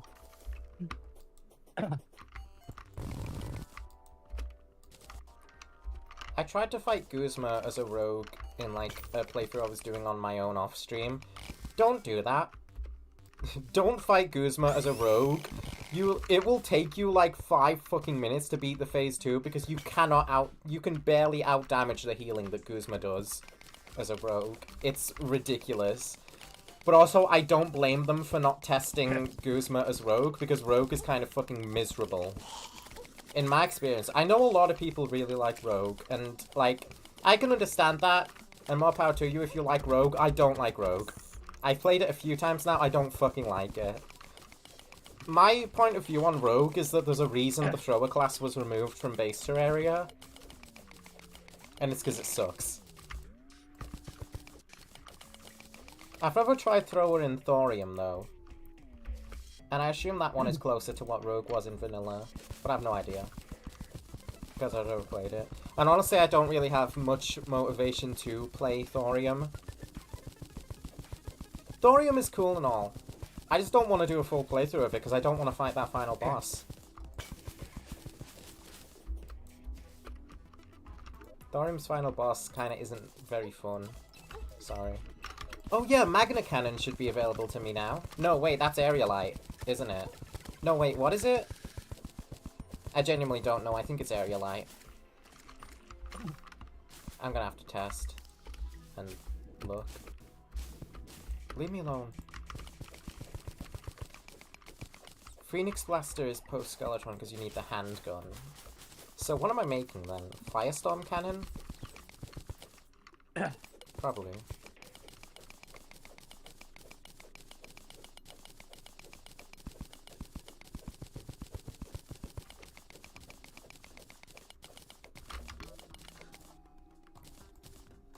Need to make sure I get enough stuff to make the Demon Conch before I die.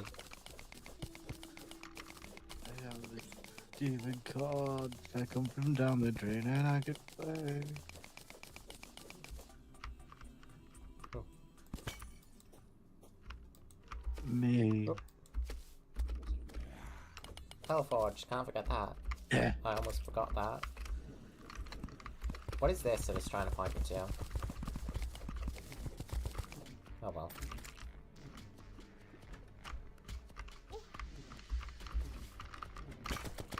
Die now. Thank you. No obsidian rose from him though. Genuinely, seagulls.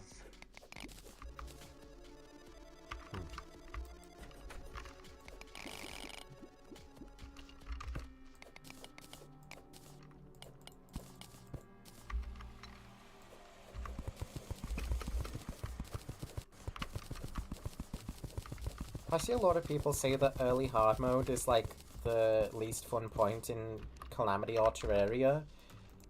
In Calamity's case, I feel like the least fun part is Post-Providence.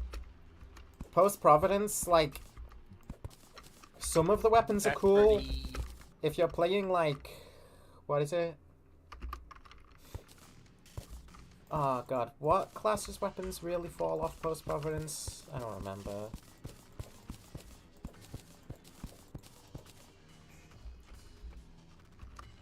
Yeah, I can't remember, but, like, it's mainly the bosses that, like, you get so many bosses post-Providence, one after the other. Not a single one of them are really good. Poltergeist is, like, the best one that's there.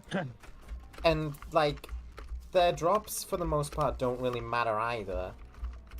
You get the Sentinels, which all three of them suck. And you get Poltergeist, who is okay, I guess, but incredibly outdated.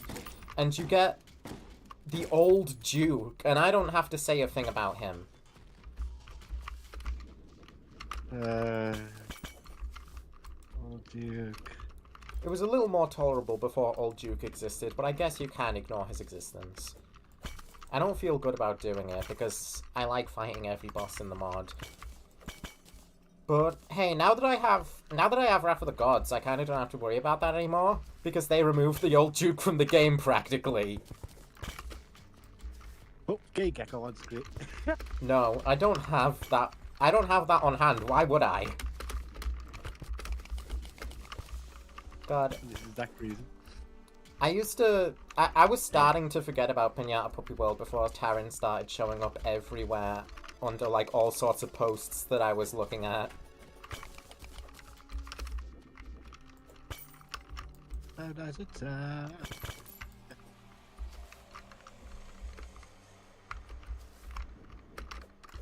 I haven't seen a single demon, which is bad, because I need one to show up. Which is bad, because it means they're all hiding out. Check under your desk. Oh, you've probably seen it, Kieran. Have you seen, like, the Hell of a Boss fan animation that's, like, been all over Twitter as well? Oh, no.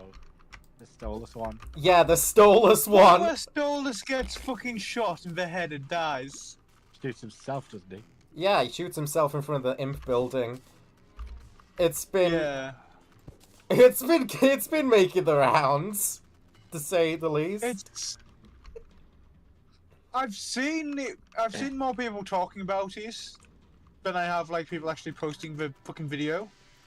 So I heard a lot of people complaining or saying good things about it. Oh. Like, that one fan animation gives Stolus, like, better characterization than the entire show did, for example. I haven't even seen the animation, but I just agree on basis of the fact that the show we're talking about is Hell of a Boss. Can I just shout out the draw this in your style of Dog Day So Long Gay Bowsering Simon Smoke so more people do it? I have no idea what you're talking about. Picture Simon Smoke getting so long gay Bowsered by Dog Day. Yeah, I know. I don't know the art you're talking about. Firestorm Cannon is what we're using. Cool. That's a good weapon. That's a fun weapon. I'm gonna need flares now, though. Oi! I don't have any flares on me. I've only got 100 flares. I'm gonna need some more. I haven't seen the art of that, no. Oh, that's a video of every time the F slurs dropped in SML. I genuinely don't understand the people who still like Super Mario Logan. Like, the unironic fans of it.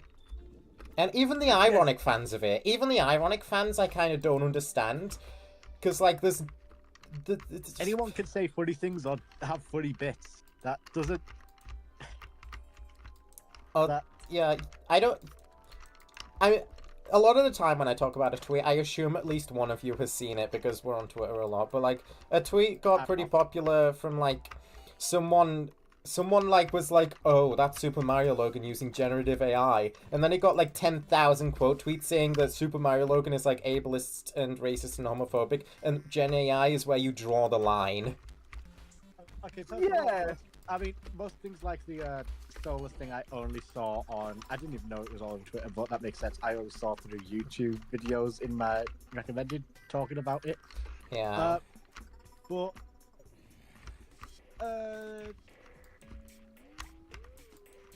I didn't even know SML used generative AI. What was that on? It was apparently like one of their more recent episodes. So I don't know anything about it other than the tweet that said they did, because I don't fucking watch Super Mario Logan. And I haven't for a while. I mean, I'm glad that them using AI is making people realize that they suck and they probably shouldn't support them.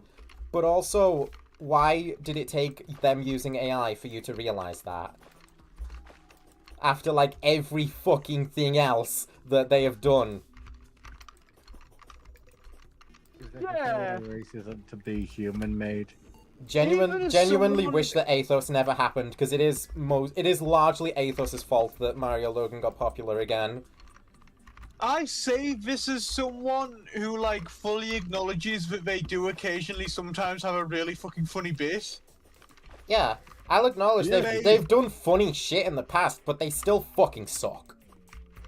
And the best part is they've done funny shit where the joke isn't ableism or racism. Yeah, and surprise, surprise, that's like some of their funniest jokes when they're not doing that, but they don't realize that. They don't realize that. They think that it's funnier to, like, make fun of minority groups, I guess. I don't necessarily think it's that they think it's funnier. I think it's that their fans think that's funnier. I think it's both. Well, for the most part. I think Logan thinks it's funnier.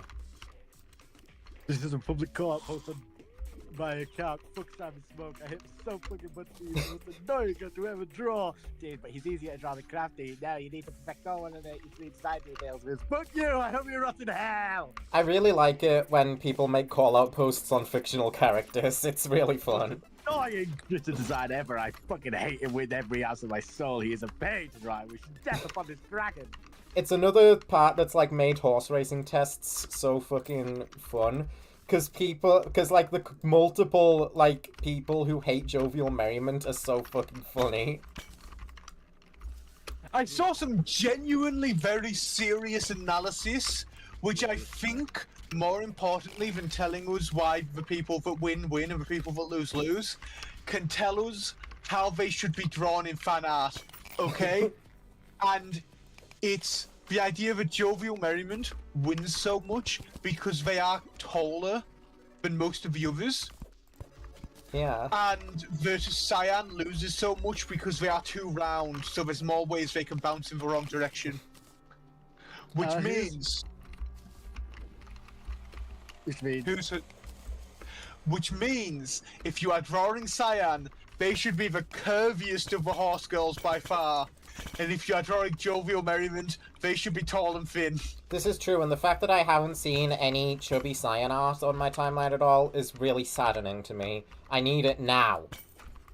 Stop treating fictional characters as real. Oh, never mind. I see what this post is about now. Never mind. Dragon Maid character. Don't read a post before you realize what it's actually about. I thought I knew what it was about, and then I recognized the character. One of my favorite like fan designs for one of the horses is one of pink. I can't remember the original artist, but like they gave Pink a huge fucking fringe to reflect the fact that their huge nose on the sprite or whatever it even is, and I really fucking like the detail of that. I like that. Yay. They also very clearly took inspiration from Bocce, which is instantly how you make a W Pink design. I mean, Mistful Crimson Morning since their name got revealed. Mistful Crimson Morning does have big Bocce vibes, which is impressive for a character that literally has no character and doesn't speak ever.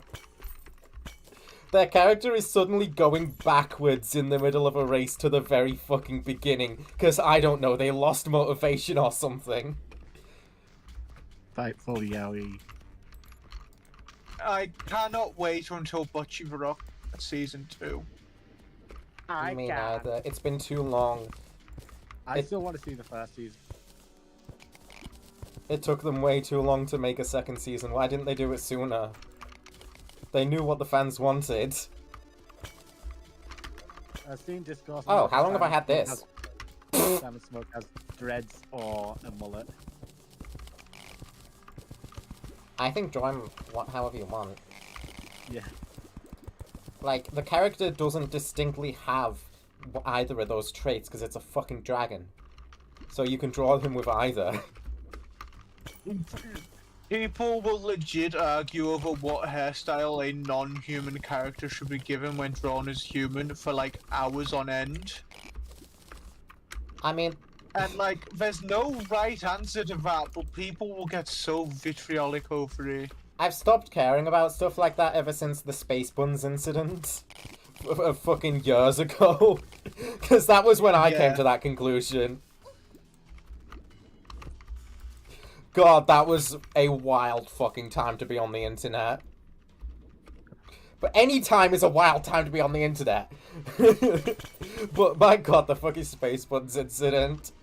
I still think back on that every now and then, and I'm like, Jesus Christ, this was an actual thing people got upset about.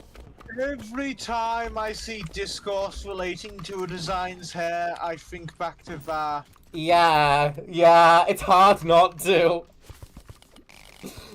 It's just like a flashback. Just like the image of the tweet flashes in your mind. Oh.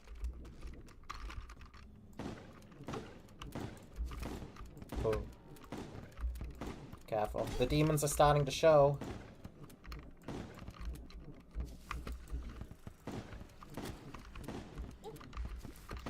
Careful! I don't want to be above him when he dies!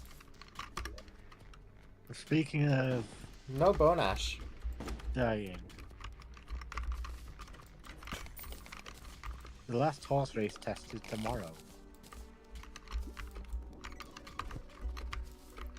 Yeah, I think they're moving it out of like testing phase or something along those lines. Yeah. Oh no! I don't think the account itself is like ending fully. Because that would be sad if Cyan doesn't get to finish a character arc. I don't even think it's like... Even if horse race tests and the horse racing in general was ending, the account would at least still be around as an archive of it all and being used for other stuff. Well, yeah, they're obviously not going to delete the account. My mouse? Jesus. I'm the mouse. I stopped working for a second. I'm trapped. This guy can drop Bone Ash too. If he drops the Oath Sword, I will scream after last stream. After the last series, where I didn't get one the entire fucking time. If this guy drops a Bone Sword, I'm gonna fucking scream. Jovial Merriman, what happened? They got a shame about the accident.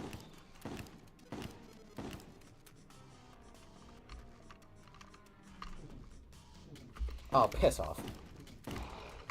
Bone Ash. Good, that's what I wanted. Oh my god, what the fuck is this? I don't know, Sean. What is it? Why are people explain this, and they just post. Alright, so someone tweeted, she fucking does it again, oh my god, she's actually just the greatest about Jovial Merriment. Yeah. And in the replies, there's explain this and art of, like, okay, from Okay, Jovial yeah. Merriment. Yeah, I know what you're talking about now. I know what you're talking about now. They're like making screenshots of Jovial Merriment talking to foals. Yeah. I think it's petty, and you should just accept that Jovial Merriment is the winner, Yeah. and you will and your goat will never come out on top. Oh, speaking of talking to foals, She's a drug abuser and talks. Yeah. Oh, are we gonna to be talking about Forsaken again? no. We are Good. going to be talking about Garrett from the Minecraft movie. Oh, for goodness sake! For goodness sake! Because- Don't tell me this is about what I think it is. As Garrett from the Minecraft movie, it's pretty fucking obvious which real-world figure he's based off, right? Because he's very clearly inspired by Billy fucking Mitchell, right? Yeah, I've seen this. I've fucking seen Someone- this. But someone who talks to miners, to be clear, seems to think that they're based off of them. And I wonder what could have led them to that conclusion. What? No.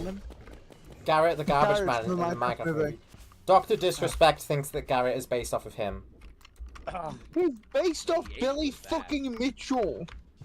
I did see someone say, well, to be fair, Garrett is dating a miner, and they talk about Steve, and I'm like, well, fair point. Yeah, that's fair. Oh, so But the funniest part of that is that someone replied and they didn't get the joke. Oh, so everyone's a competitive Pokemon player now. Brother, you put a Petraberry on a steel type.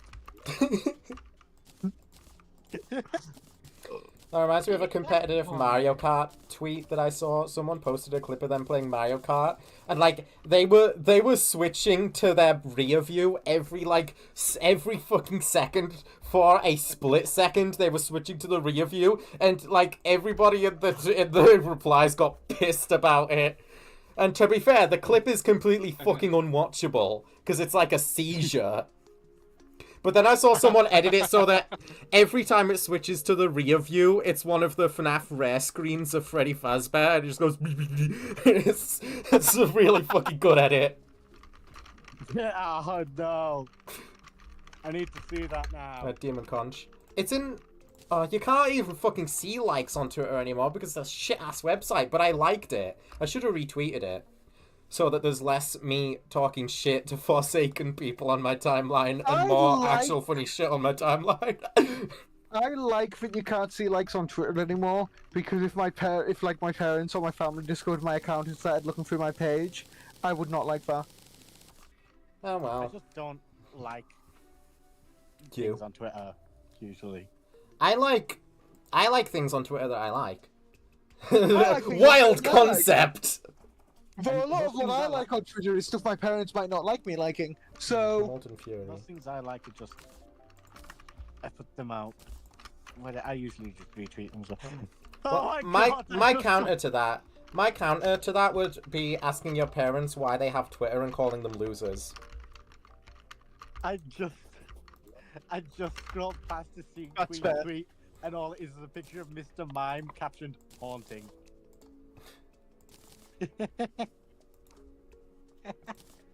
that's accurate. Mr. Mime can't even learn haunting. No, I can't, Charlie. Golden Freddy knows haunting. You. Let's talk politics. Golden Freddy, if we talk politics, then I'm gonna do a Stolas hell of a boss. I do not want to talk politics today. I had enough of that at dinner. Oh yeah, that makes sense. I feel bad for you. Sometimes I out- feel really bad for you.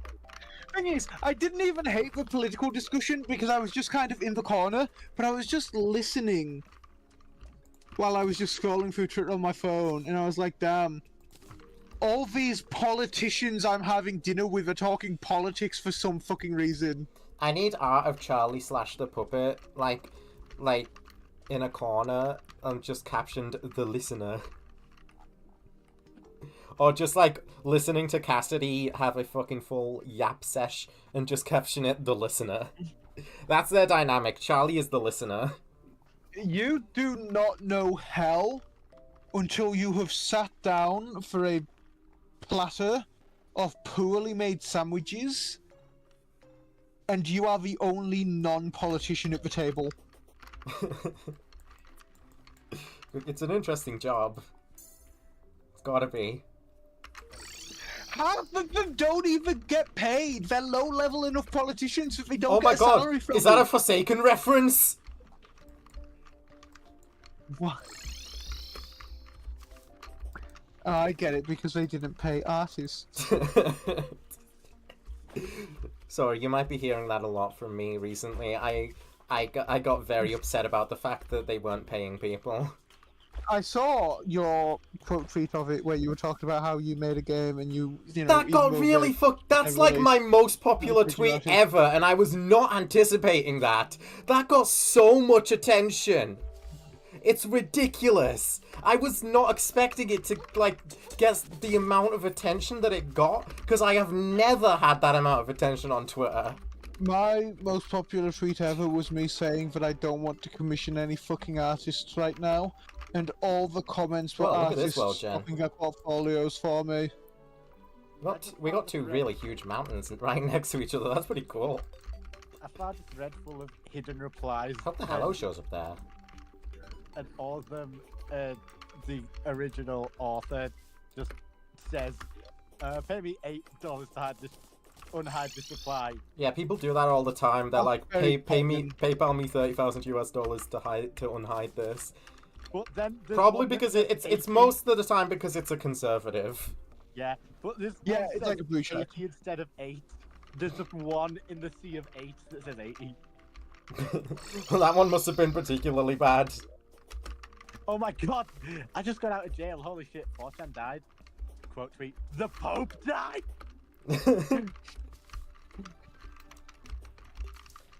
Being real for a second, Pope Francis had a really damn good run. Pope Francis was good. All things considered, he had a pretty fucking good run. Not really the best when it came to, like, trans people. No. And he did drop, I don't know the exact word, but he dropped the Italian equivalent of the F slur a couple of times. In the span of like 2 weeks, he dropped it like 4 times, and then he'd never said it before, he's never said it since. He just turned really homophobic for a couple of weeks. He was taken over by the homophobic mind virus there for a second. It's okay. It happens to everyone. He was complaining about the amount of F-slurry in the church. Yeah. Which I'd argue is homophobic. Yeah. In the VC with Metal Sonic and Tails trying to make a new number. Alright, you make the Magna Cannon with Meteorite, I remember.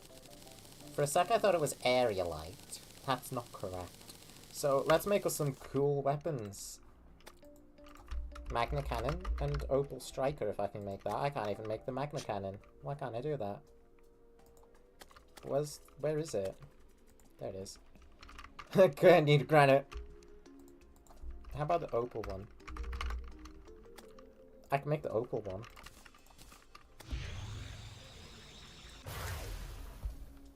These will come in handy against the Perforators.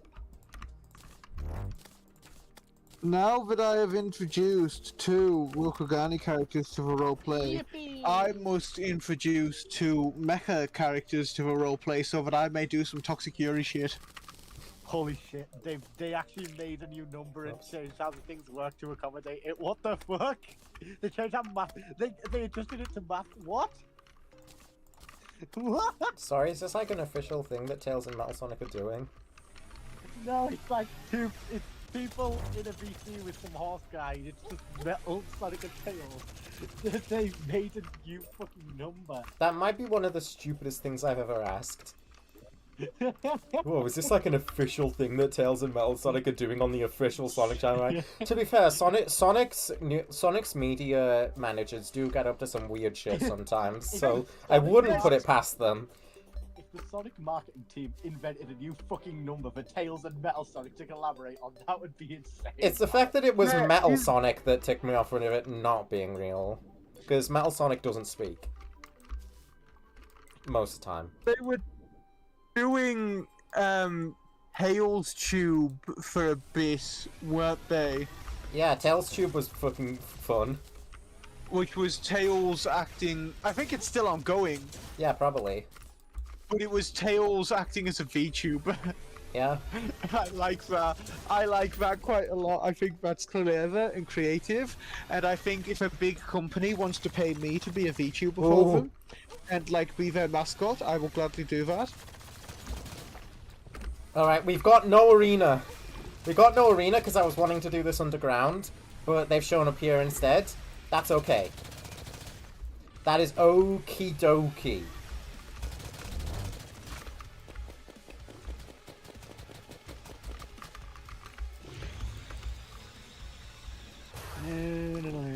I like the Magna Cannon the best out of these.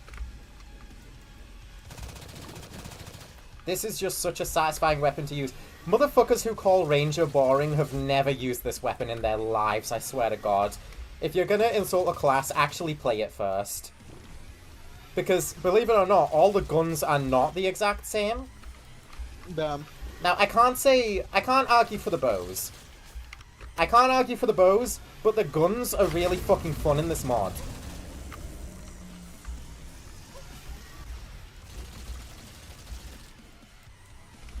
Let's just kill this worm. I don't want to have a multi-worm problem. I am still waiting for updates on some stuff I ordered on Vinted. Sell it on Vinted. What has two toppings? I kept getting those ads, which reminded me that I have the app because, like, I've bought stuff from there before. So I bought some more shit, and I'm waiting for it to show up. Timmy is actually kind of decent, not gonna lie. I got my cosplay off of Temu when it wasn't a scam, so yeah. I kind of have to vouch, not for it, but it's not as bad as some people say, as long as you're not ordering something that's very clearly and very obviously, like, to anybody with a brain, a scam. The bad stuff is obviously bad. I've got model kits from Temu, I've got model kits from AliExpress, and I've got tactical gear from Temu. You've got, like, essential oil shit on Temu, but, like, anybody with a brain isn't buying that, so it's not really a full-on scam. Careful, it's gonna scam, like, old people. I'm really big into essential oils. To be honest, that adds up. I mean, I've created a double worm problem. She's really big into them, but she's not, like, insane about it. She just uses them for the shit they actually work for. Yeah. Oh! Most people are meant to be scammers and stuff. oh dear. Yeah. Why did My Little Pony run for villainize Twilight every time she was actually upset? If you ask my sister, she'd probably say misogyny, but seeing as, like, the entire main cast of that show are female, probably not. Should I be killing these worms instead? I don't know. The hive is low. I can probably take the hive out. I focus on the worms whenever they show up. Just gotta make sure that the middle one does not split.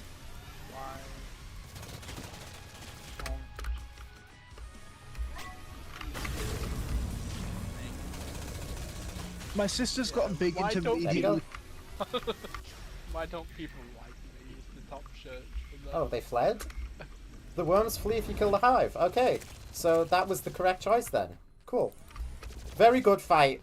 20 times more fun than the fucking hive mind. 20 times more fun than hive mind. I love perforators. I'm gonna publicly put my sister on blast here, actually. Because she's gotten very big into media literacy lately. but rather than actually analysing pieces of media for herself because she's too lazy, new pet. she just watches a video essay and regurgitates whatever the video essayist tells her at me when I'm trying to make myself a fucking smoothie. Don't you do that I about got FNAF? Not to her. Yeah, you do it to me instead. And to be fair, I can come up with my own FNAF ideas. Oh, sorry, I didn't do it on camera, but I did just write down on the note that we got the meaty worm tumor. I think there's another one? I don't know. A lot of the weird FNAF stuff I'm thinking about lately is original, as far as I can tell. I did come across a forum post back in, like... It's from back when FNAF 2 first came out. It was a forum post from, like, 2014, 2015-ish, that was talking about... Oh, a fandom comment, even. That was talking about them having noticed the wizards were on the drawings, but then no one really knew what to do with that information at all at the time.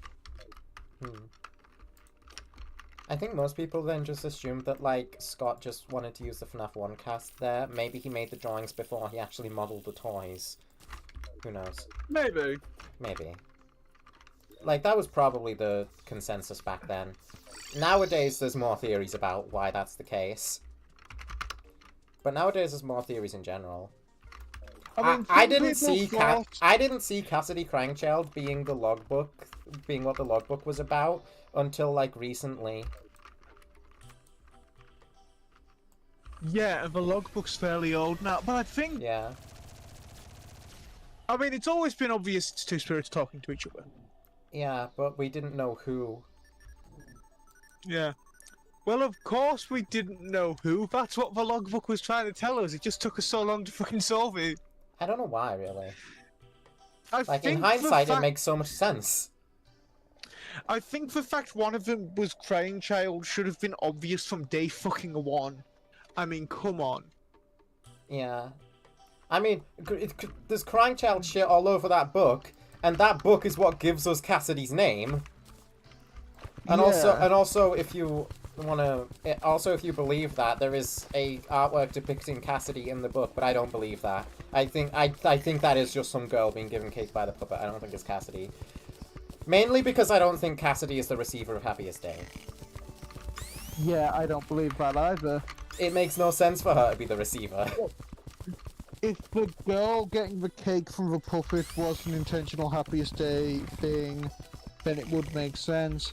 And it would kind of make sense to be trying to give the most, like, vengeful, upset spirit Happiest Day. Have you heard of the Imperial Cassidy theory? No. It's not really a theory. It's just like a fan theory that Cassidy is of Asian descent because of a few things like Bear of Vengeance and a few other things. It's entirely a joke. I think T-Dreads came up with it, which is how you can tell it's a joke. Here is the thing. That's the best explanation I've seen for Bear of Vengeance.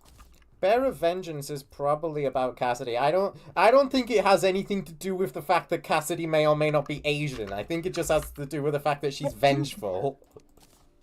I think it would make more sense to be about Michael. Yeah. And someone else. But I'm not sure who that second person would be. Well, I've seen the theory that it's Michael and Crying Child, because when you look at it, the things that Freddy and Foxy fight over are incredibly fucking menial things that two siblings would fight over. And I kind of like the idea that Crying Child tries to bite back. That's really fucking entertaining to me, because you never see him do it. He doesn't seem like the type to do it.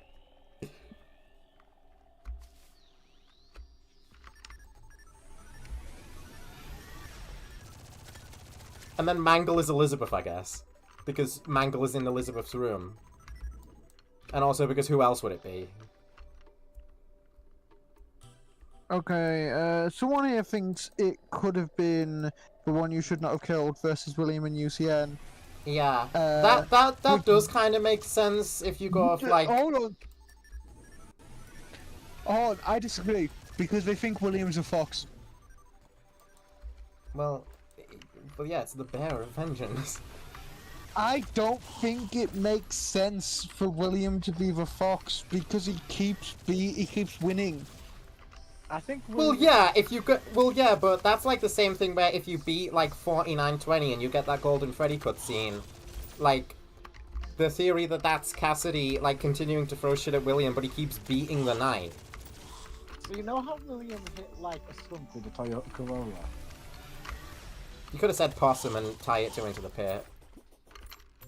Well, Into the Pit's a separate universe where it was a Possum Charlie. That's the only thing that changed about that universe. Well, no, it's not the only thing, but it's one of the changes, and that is that is not a coincidence, and it is not a minor detail, because Scott Cawthon doesn't do that. He's the greatest writer on Earth, and he makes Tolkien look like a fucking worm. Okay, this person has acknowledged that problem. They've acknowledged another problem with their theory. If the one you should not have killed is Andrew, then the one you should not have killed isn't Golden Freddy. See? I don't believe in multiple Golden Freddys or Golden Duo or anything like that. To me, there just isn't evidence for that. There's no evidence of Golden Duo? My brother in Christ, we got an entire book about that. Oh, cool, and the rat is rain. Contradiction, as Andrew is so clearly Golden Freddy, but is he? I mean, the new kid has a kid with black curly hair and a red bear suit, but that isn't unique to Andrew, and the Stitch Wraith Stingers have never stated the new kid is connected to them, despite supposedly having one of the major characters of those Stingers there. I mean, if the Stingers reference Blackbird but not the new kid, something is wrong. To me, Andrew likely isn't Golden Freddy. I mean, at least he acknowledges Andrew's not Golden Freddy. Listen, the new kid is like has heavy fucking themes of justice throughout the entire fucking thing, and that's Cassidy's whole fucking thing. Oh, Andrew's in Spring Bonnie instead. Andrew just isn't a thing in the games. Just accept that. Oh, what if Bear of Vengeance was about Cassidy and Andrew? Why would Cassidy be in UCN if she's not as vengeful as Andrew, who wants to keep William? Well, that's the theory that Cassidy is there to stop Andrew, and then the final cutscene is Cassidy and Old Man Consequences is there to tell Cassidy to give up and leave the demon to his demons, because Andrew was a child who was killed by William Afton is a demon.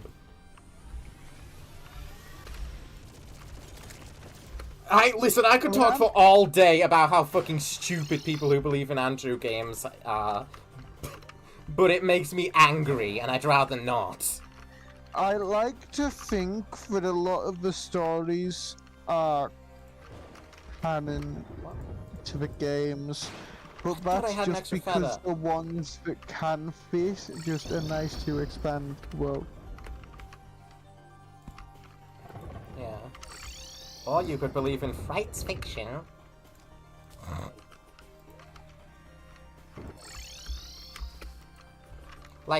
Just like everybody's favorite guy, how the fuck did this dude get into the FNAF fandom and they all accepted him? Yeah.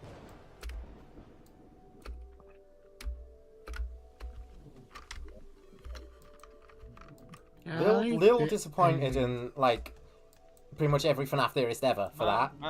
How could I resist you?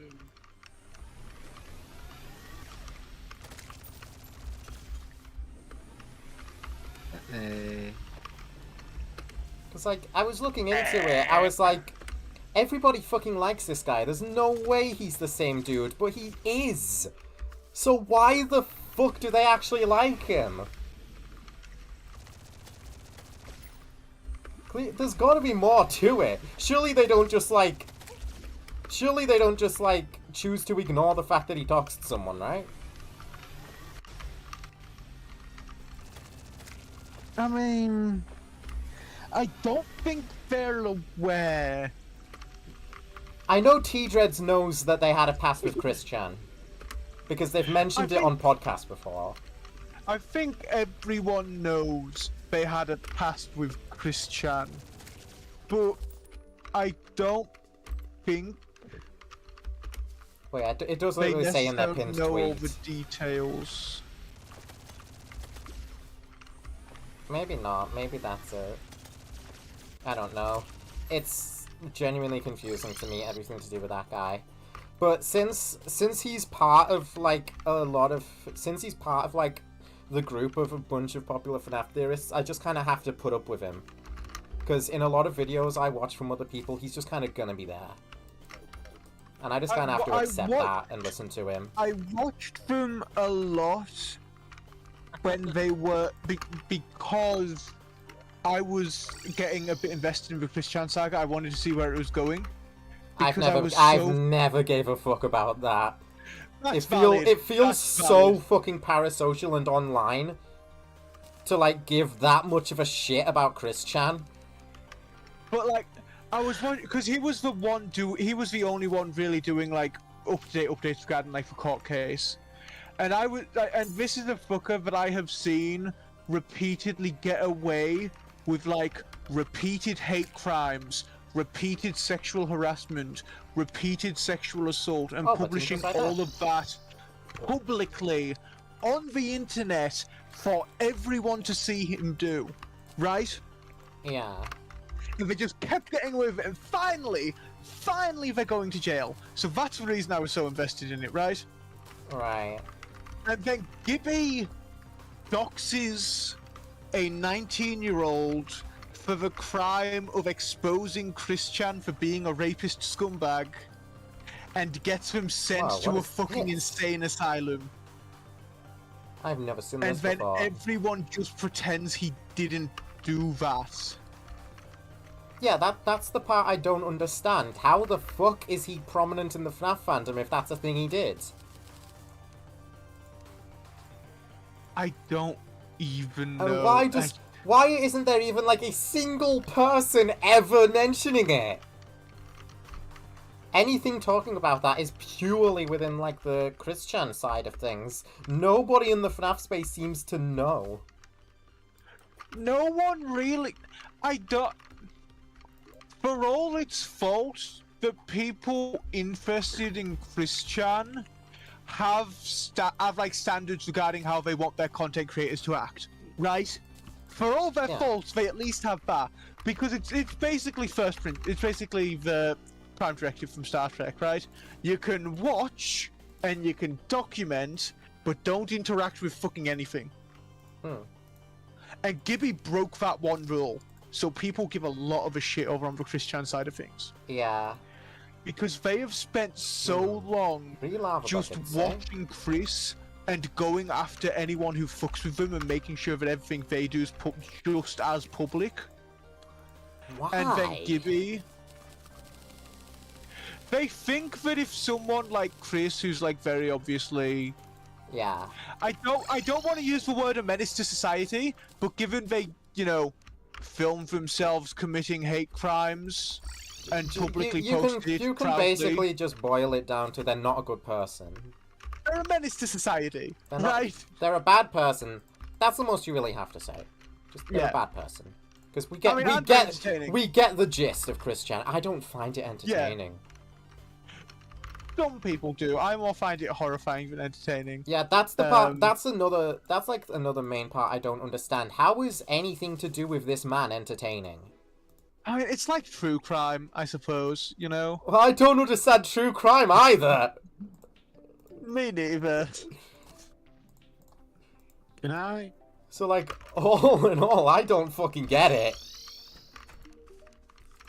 Christian is for terminally online lunatics what true crime is for middle-aged women. Yeah. What was that, Sean? Sorry?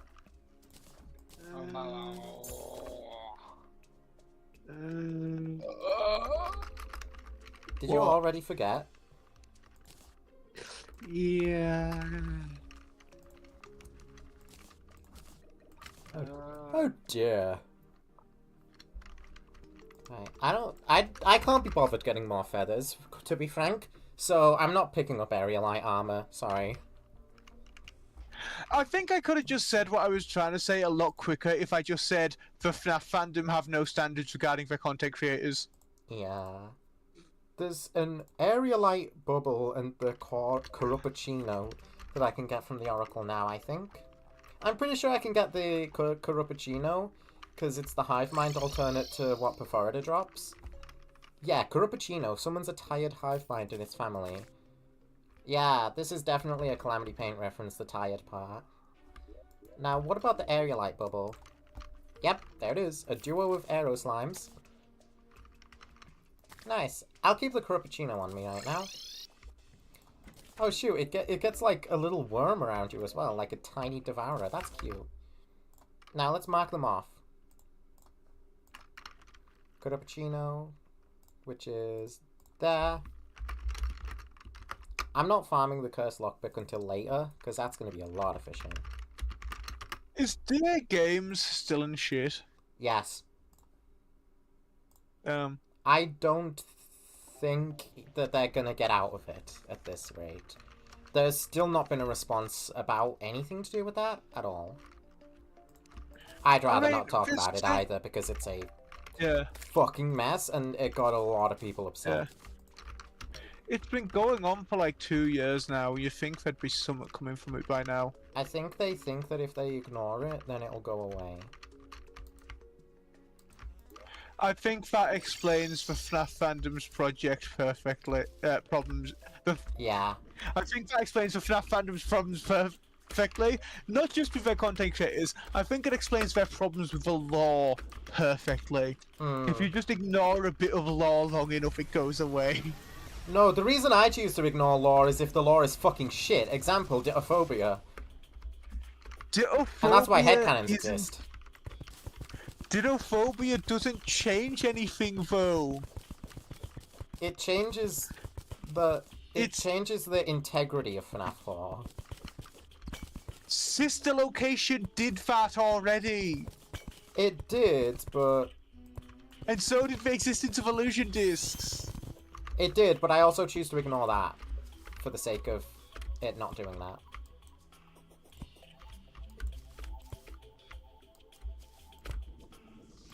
I would rather my story be satisfying than it be whatever the fuck those two things are trying to imply about the nightmares.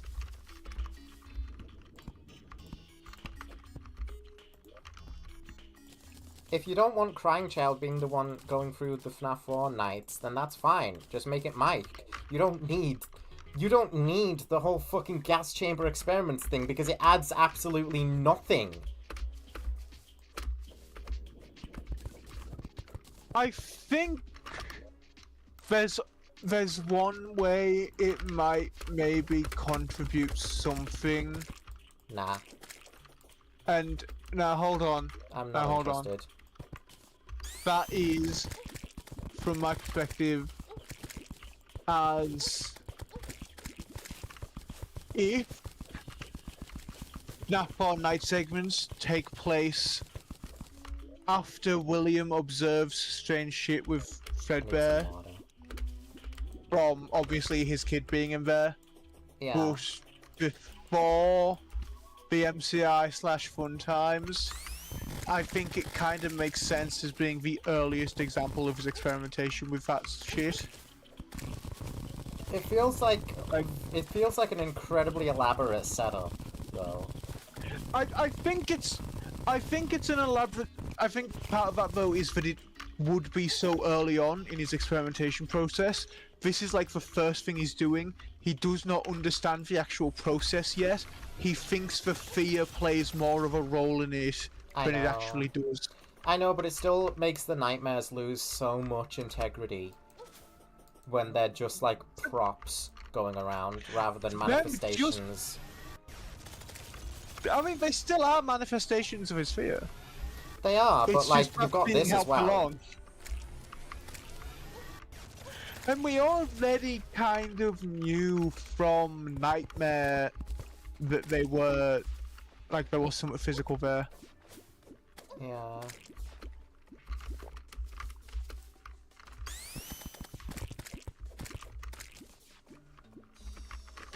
I think it would be cool if Nightmare was just playing off of the fact that Crying Child was, well, you know, back when we thought Crying Child was going through the nights, that Crying Child was afraid of the fact that they are robots more than like anything.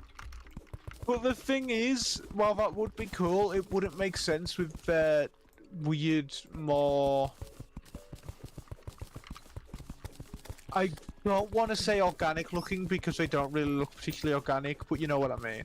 Yeah, they're not supposed to look organic. The reasons the nightmares look like big broken ass robots beyond illusion discs is because that's Yeah. the part that freaks Cryingchild out.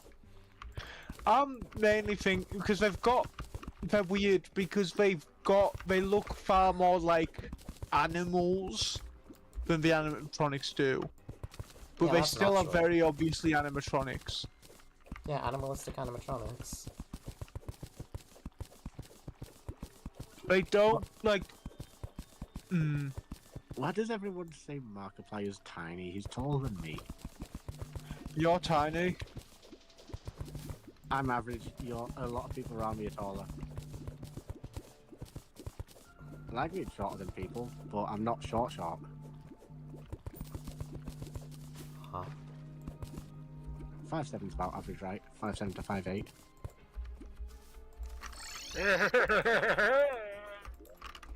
I think that's average for a woman, Sean. Yeah, Oh, really?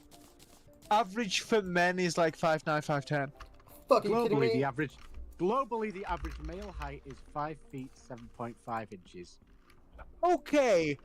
The average height for men in the UK is 5 feet 10. Yeah. Yeah, well, Okay, yeah. globally, of Okay. course, it's going to be lower. The Oh, yeah, global below average average in is UK. gonna be.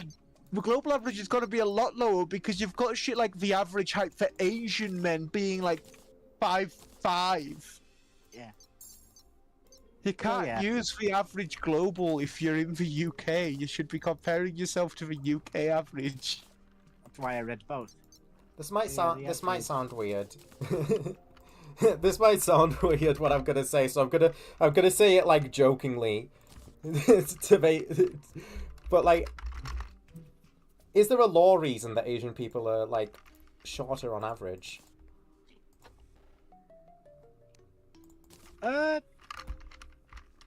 Is there a law reason for this?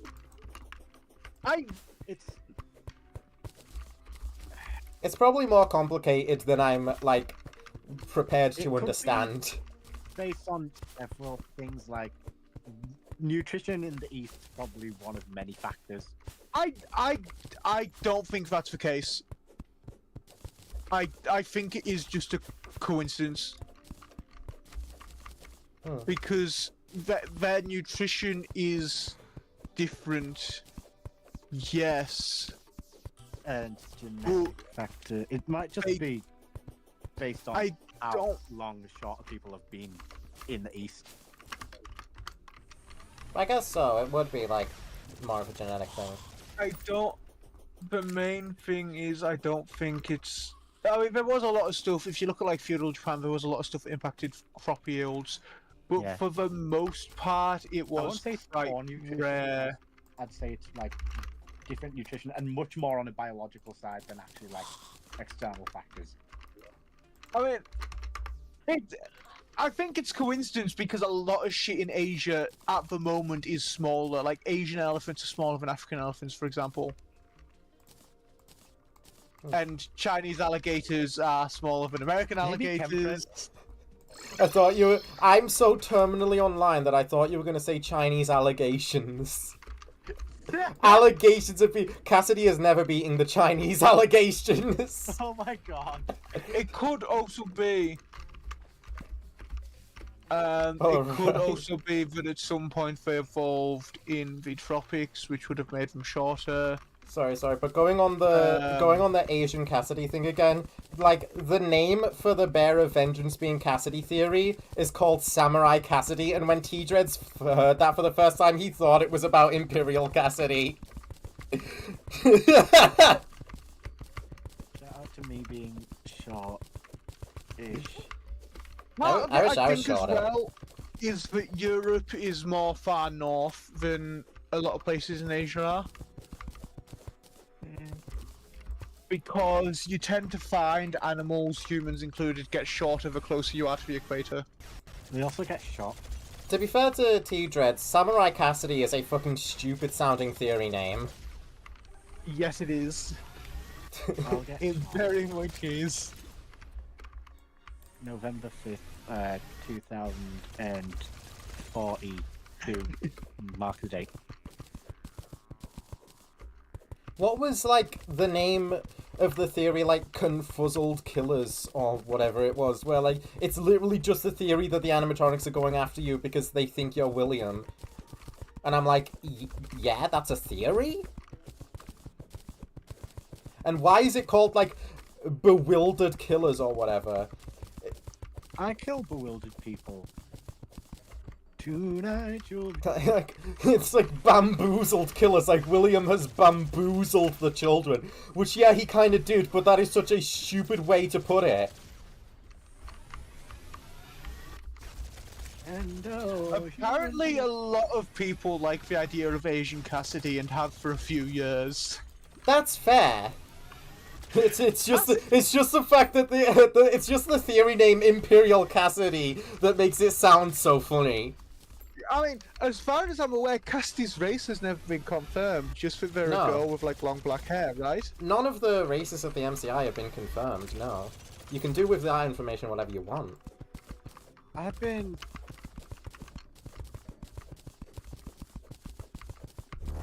And I see That's it.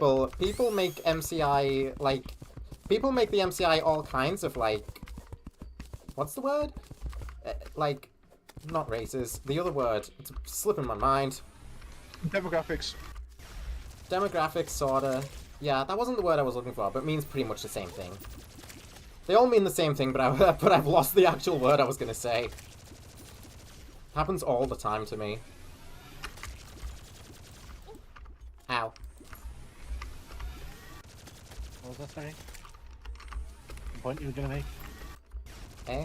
I was just saying that Can you people do make them all kinds of, like, different heritages, like, from all kinds of places. Like, What kind of the background? yeah, backgrounds, pretty much. That's what I was trying to say. That's the word I was looking for.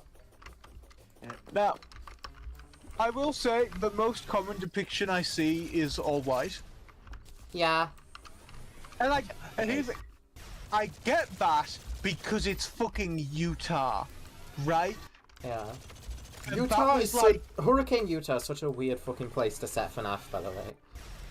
Utah is one of arguably the whitest states. Appropriate image. I mean, image, no, appropriate sound. Appropriate I mean- sound. Especially since it's mostly Mormons as well. Does anyone... Which is probably why they're the whitest state. Is anyone a believer in Norman Price? The theory that Norman Price from Fireman Sam, and I almost said Harry Potter, is a Mormon. Norman Price from Harry Potter. Omega lol. Who make them next?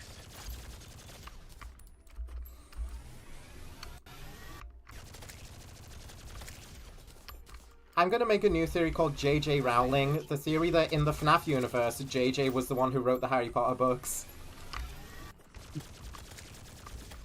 5 nights you'll be tormented. This just be the harsh reality. Queen Bee. Mormon Afton. Norman Afton is a No. fucking banger name for the crying child, though. Yes, it is, but I was saying Mormon Afton, I know you were, but I know you said that because of Norman Afton. which is the theory that Afton killed those kids because he's Mormon, and I don't know how that ties into him killing kids yet. Well, Mormon is... That's okay, it still has more evidence than Andrew being the vengeful spirit.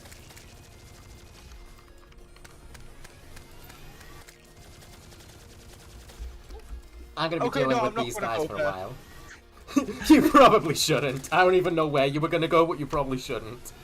It was onto the crying child's, not crying child's, onto the missing children instinct kids races and tying that into Mormon Afton theory. Yeah, no.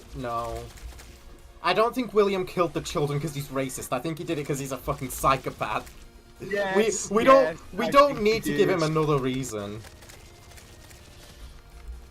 The more But I mean, we reasons you didn't give think- William to kill the children, the less interesting it becomes, I think.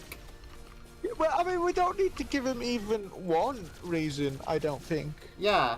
the more you try to make William Afton have reasons to kill the kids, the less interesting William Afton gets. Like, I don't enjoy the theory that William knows that his son is in Fredbear. Oh yeah, absolutely not. Which makes me kind of not... which, as funny as it is, it makes me, like, not really believe in the whole spiritual crafting table thing with Cassidy.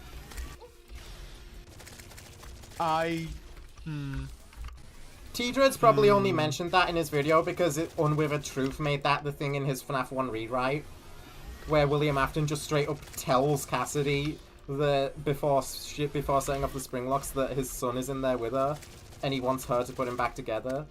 Which, by the way, that would not be a lore drop that's dropped in FNAF 1. That's my biggest problem with his FNAF 1 rewrite. They would not drop William's son being in Golden Freddy in the first fucking game, even if he planned the whole series from the beginning. Yeah. Because Golden Freddy is supposed to have mystery to him, and Unwithered Truth kind of solved every single mystery about Golden Freddy in the first fucking game in the series, and then made Puppet the mysterious one. Which, I don't hate Puppet being mysterious, but Golden Freddy is supposed to be, like, the most mysterious, even over Puppet. Because Puppet had an origin in her debut. She had an origin. Take Cake to the Children. Golden Freddy didn't have that. Golden Freddy was always supposed to be more mysterious than Puppet. Although I do really like what he did with Puppet in the rewrite. And having Golden Freddy as a boss is a lot better than having Phone Guy as a boss in FNAF 1. Phone Guy boss fight is such an overdone concept, and makes not really any sense. Like, oh, Phone Guy dies in this game, so therefore he will become the boss fight at the end. No.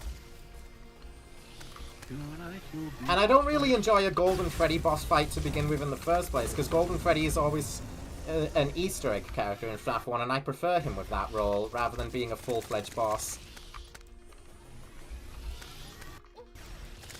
I hate to say it, but if you're gonna put a boss fight in FNAF 1, it's probably gonna go to Foxy. And I fucking hate to say that, because that's throwing a bone to FNAF in real time, and I don't like doing that. But credit where it's due, the idea of giving Foxy a night to himself is nice. But oh well, it's pretty much just hype moments and aura, and that's it. FNAF 1 doesn't need a boss fight to begin with. I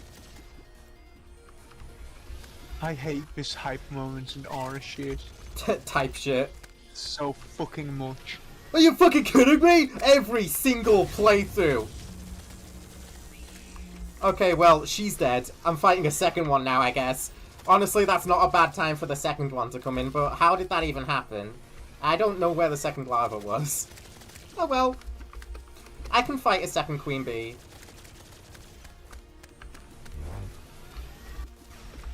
So what part do you not like about hype moments and aura type shit? Okay, so I'm a big anime fan, as you might be aware. Oh, really? Yeah. And I think this hype moments and aura shit is ruining anime fandom as a whole. I saw a fucking anime Rushmore recently, and it's got fucking Dragon Ball Z, which is actually the one pick I agree with, and then it's like Demon Slayer, Bleach, and Jujutsu Kaisen on there. And I myself. No Sailor Moon, no Gundam, no Doraemon, no Astro Boy, no nothing actually influential. No Sailor Moon, no Gundam, no nothing? You don't fuck with no Sailor Moon, no Gundam, no nothing? It's just Battle Shonen, Battle Shonen, Battle Shonen, and for good measure a fourth Battle Shonen. No, sorry, it was Jujutsu Kaisen, Bleach, One Piece, rather than Demon Slayer. For a sec, I thought like you meant you were upset about like hype moments and aura becoming a term that people are using a lot. No, I'm upset about people being obsessed with hype moments and aura and thinking that's what makes the show good rather than actually being a good fucking show. No, yeah, I understand that. Because that is pretty much what I was saying about FNAF and boss fights. If you put a boss fight in a fan game, it better fucking be more than just hype moments and aura, or else. I've legit seen. Have you seen the like sort of meme response people have to people suggesting actually good anime, where they say old weebs when you watch something good instead of Diddy Monogatari show Yeah. because they've got to bring Diddy into it somehow. Yeah, I've seen Diddy that mentioned instantly stopped paying attention. I've seen Instantly that used unlike. in response to recommendations of watching Sword Art Online, which I mean, fair enough. Attack on Titan, First Gundam, Sailor Moon, Yeah, people will just Astro say Boy. that to anything. Anything that's actually fucking good, and people are just refusing to watch it because it's not battle shonen slop. Yeah, it's not even anything that they don't like, because they haven't fucking seen it. How can they not like it? It's not even that hard to do a good anime Rushmore. Yeah. Like, it's so easy. You've got DBZ on there. You've got Sailor Moon on there. You've got either Messenger or the original Gundam on there. And then in the last slot you stick Astro Bot. Gundam kind of has to go on there because of how influential it is. It's influenced so much shit. I think Toho should have a spot on there, though. I only said that to piss people off. Because it's not an anime. Yeah. It's like, you don't even watch, like, that much anime, like, outside of what you've been watching with me, right? Yeah, I don't. And even you get how influential some of these shows that you have never watched are. Yeah, because it's an objective fact. You can't really argue way- with that. By the way, we do need to watch the original Gundam together at some point, because it is amazing, even in spite of its age. Yeah, I don't doubt that. Ooh, It's got good writing, right? And you know what else it has? hype moments and aura. It's got both. Exactly, it's got both. Type It's shit. got fucking both. I saw an Azumanga artist drew art of Osaka and Tomo texting each other, and Osaka was like, "I forgot to do my homework. What do I do?" And Tomo responds with "type shit," and then Osaka just types shit and sends it. Have you seen that video with more views than Sybil's is that says I let AI rewrite Undertale with the title? And it's just the Sybil's one. Who is Sybil? No. The person who had AI rewrite Undertale Ah. in AI Undertale. So Sybil's video has 670k views and it's called I let an AI rewrite on all of Undertale. And then this guy uploaded one called I let AI rewrite Undertale, 3.7 million views. Ah.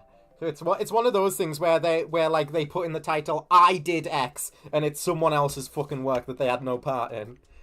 Hell, Shay's video on it has less fucking views, and this guy has way less subscribers, way less views on any of their other videos. Well, I don't really care too much about that. Yeah, I'm just more like, obviously Shay's likely to have more views, and doesn't. Yeah. I think the one you're talking about it's literally the first result. I let AI rewrite Undertale. It's someone just playing through the mod. That's lazy as fuck. Yeah, and then claiming that the mod was made by them. Oh no, they give credit for who made the mod in the description. Yeah, Yeah, in the description, but you know, the I let clickbait title thing is still really fucking annoying, even if they give credit in the description into the video itself. like hell, Yeah. modded videos tend to at least have their own team do it. I saw a video recently, and I'm pretty sure it was just yesterday, that's called "I played 100% of Calamity Infernum with no experience," and the video is just pre-hard mode. Yeah. It's a 2-part series, but then why the fuck did you put "I played 100% as the title? You know who I actually love for their I made this thing videos? Hmm? It Smith plays Pokemon. Who? Because not Smith, YouTuber called Smith plays Pokemon. Because not only is he actually like on the team, he is the lead developer for these ROM hacks he is claiming to have made in his videos. Oh shoot. He will do like 10 videos in a row explaining everything he thinks is wrong with the game and why he is making the changes he is making, and I love that so much. Pokemon ROM hacks reminded me of a video I watched about the beta Pokemon sprites, and the fucking it like goes into detail about a fucking shit show of a live stream event that happened some years back, where like they claimed they made official sprites of beta Pokemon based off of back sprites that they had, but they claimed that the sprites that they made were the sprites that were like leaked from Nintendo stuff when they weren't. And or it got so much deeper than that. I cannot get into detail of the full thing. It is all in all a complete fucking mess, but I highly recommend the video on it because it is an entertaining mess.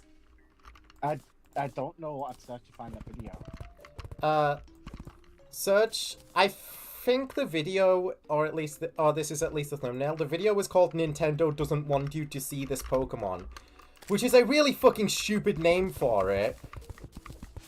Because it's actually going into detail about like the history of like beta Pokemon being leaked. But like for some reason the thumbnail and title is focused on this one Pokemon, Monokuma. So, like, I thought it was just going to be about the history of how this one Pokemon got leaked, but it's so much more than that. All I see is this mysterious Pokemon leak that got someone arrested. The video is by Crunchy Bagel. I know that much. I know the creator, Alright. so that's more helpful. That's more helpful to help you find it. You motherfucking happy, you motherfucking know, clap your motherfucking hands. Well, Yeah, that is the Crunchy Bagel one then. Yeah, same person who made the Yan Neko Sugar Girls video essay. Happy Gus. I don't see the one you're talking about, just the Pokemon leak that got someone arrested. The mysterious Pokemon leak that got someone arrested on Crunchy Bagel's YouTube channel. That's a better title for it, honestly, because that's actually accurate. They must have changed the title at some point. What they do, YouTubers do that. They have an original title that's to get like huge clickbait, and then they change it later on to be more accurate. Or sometimes they'll have a less clickbait one and then change it to one, so they're testing out, they're testing the waters. Case in point, Astral Spiff, when he was going over that one Euphoric Brothers game that wasn't Ban, where like the original title of the video was like more neutral, and then he decided to go all in and call the game a fucking shit show. Wasn't... Hold on. Wasn't Honoguma in the Space World demo? Yeah. Honoguma is like not the focus of the video in the slightest. So the fact that they are like the only thing that the video is advertising is very strange. Or at least it I does to me. suppose it makes sense, or at least it would make sense if they were like the most recognizable beta Pokemon. Yeah. Which I mean, arguably they might be. It's actually a video. It's actually a video going into detail about the guy behind the Nintendo Giga Leak in disguise. Ah. Like, it goes even beyond just Pokemon. It goes into the VTech shit that they did before that. And I didn't even know about that. But yeah, the same guy who did the Nintendo Giga Leak a few years before that exposed VTech for having really shit child security for the children that used their stuff. And then got arrested for it, of course. Because, like, in order to do that, they breached into VTech stuff to show how easy it is to do that, and got access to so much information. Are VTech stupid? Yes.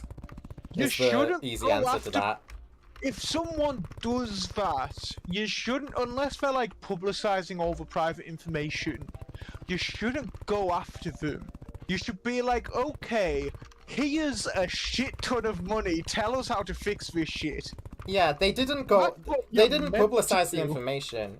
They were interviewed, and in the interview, when they were asked, so what are you going to do with all this, like, these children's information? And they were literally just like, I don't know.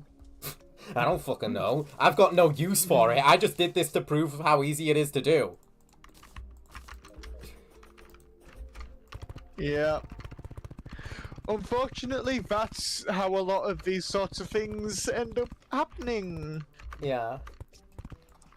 I should mention that the guy who behind the Giga Leak wasn't the one who actually publicized the Giga Leak and posted it on like 4chan and stuff. They just got access to the information and shared it privately, and then somebody who had it leaked it all. And then later on, the original guy was arrested for it.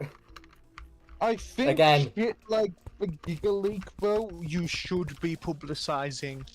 Because that's not private information, that's just shit like, here's this really cool lost video game build and shit like that. Yeah, it was publicized because of people who were trying to keep it private. Like, the original post literally says, fuck Galix, who is someone who was trying to, like, quote-unquote hoard the leaked stuff to themselves. Well, if someone's trying to hoard lost media, I cannot blame some random 4chaner for deciding, actually, fuck this, I'm just gonna go stick it all on V4 with them. Yeah. I have more of a neutral opinion on it after watching the full thing myself. I highly recommend that video, because it is a great, like, introspective into what the fuck went down in so many different, like, points in time regarding this leak. There's not many leaks I have a negative opinion of. Most of the leaks I come across I'm at least neutral on. Neutral on my. As long as it's not upcoming stuff. Like, that's the kicker. If it's not upcoming stuff. Because if it's upcoming stuff, you're a fucking scumbag. Even then, it's debatable for me depending on what exactly it is. Like upcoming Pokemon, for instance. No. Well, let's say, case in No. point, you leak the entire script of the FNAF 2 movie. Did that actually fucking happen? Yes. Well, we don't know if it's, like, the actual script, but they claim that it is.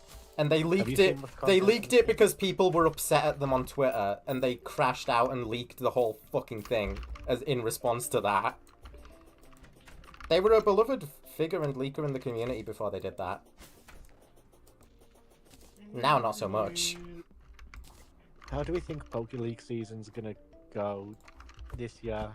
I don't really care. Do we think it's gonna be the full decks? Do we think it's gonna be... I think someone's got a leak for starters, and exactly like happened with Black and White, no one's got to believe them because the designs will be stupid. like what happened with Black and White, and also... Like what happened with Black and Gen White. 7. It has Did happened that- with Alola as well. Did it happen with Alola as well? Yeah, people I were think like, so, yeah. this... People saw Primarina and thought, this shit is not real. And they saw Incineroar and thought, this, you're saying another firefighting type? It was Fire Dark, but still. Yeah. Decision why they didn't have many comments on. But the other two, they just refused to believe. And then they happened. They saw Decidueye and they were like, type shit. Like, before they would reveal the whole design documents for them came out. You could Yeah. find them very easily. In defense Oh, there was a party of happening? those people, My bad. Incineroar looks like a firefighting. He does. And that was very fucking scary before his reveal. I still don't get why people say Primarina just doesn't. It would never be a real starter. People who hate Brion and Primarina have no fucking whimsy in their hearts, and I'm sorry, They but are that's one just of the the realest same starters. They said the same shit about Snivy and their line. It's almost like people And don't that like. one was Elephant. real too. I do Oh, prefer bullshit. Brion to Snivy. That's just me. I think Snivy should have been one of the starters A for lot of people Legends do. ZA. A lot of people But do. Chikorita needs the hype moment. Chikorita needs the I am much spotlight. happier. I I would've prefer made it much being more sense to Chikorita. be Snivy. I'm much happier that it's Chikorita. I prefer it being Chikorita. Give I like them, Serperior. I've always loved Chikorita's line. give them something good in Let's Go Ho and Lugia. I would rather not have another I Let's don't Go think- game. I don't think we're getting another Let's Go game. I'd rather they be in a Legends game than be in a Let's Go game. Legends games are just like, I don't mind Let's Go, but I still haven't finished. I still haven't got close to fucking finishing it. Whereas Legends, I could get lost in there the whole year. Let's Go just isn't really very fun. Oh yeah, I agree. Yeah. They really hit the mark with Legends Arceus as like a pilot for the fucking new mainline things. Yeah, not even like new mainline things, but like a side series alongside the mainline games. Well, they're the side mainline thing. It's weird because they're like mainline games, but they're a subset of them. Yeah. They're still a spin-off. Intergenerational mainline. They are still spin-off games, but like with a lot more depth. Yeah, it's Oh fuck, I'm supposed to be fighting Skeletron right now. Shit. the formula is how many improvements they've made for ZA just already seems immaculate. Do you think they've brought the I'm gonna have to shiny- sleep so I can fight Skeletron later. the shiny stars and the sound back? Dunno. We'll have to see. We will. Do you think they'll bring like the ride Pokemon back, like the ones that were in Arceus? Considering we have free running parkour, sort of shit, Probably. I don't think so. That's sad. I would love to like be able to ride a Pokemon that has special ability that can climb up buildings. Maybe they can. Besides, Well- this is the same generation that had Rhyhorn and Go-Goat being rideable, so they should. And there are Giddo that are rideable in Lumios, I think. Maybe one. Is it South Boulevard? North You know, Boulevard? back in my day, when I was a kid, Oh, here we go. Gen When- 1 Yeah, stuff. yeah. when I was an aunt, I was an aunt. Is this going to be HM slaves? no, Oh. it's gonna be, but I think they should add rideable stuff because the first like real hint we got of that being a thing was in the Gen 6 games with the Rhyhorn. Yeah. Oh, so it's not even Gen 1 no stuff. What do you mean rideable? So When I was a kid in the 90s. Okay, but Surf isn't you actually riding on a specific Pokemon, it's your Pokemon using a HM which allows you to move over water.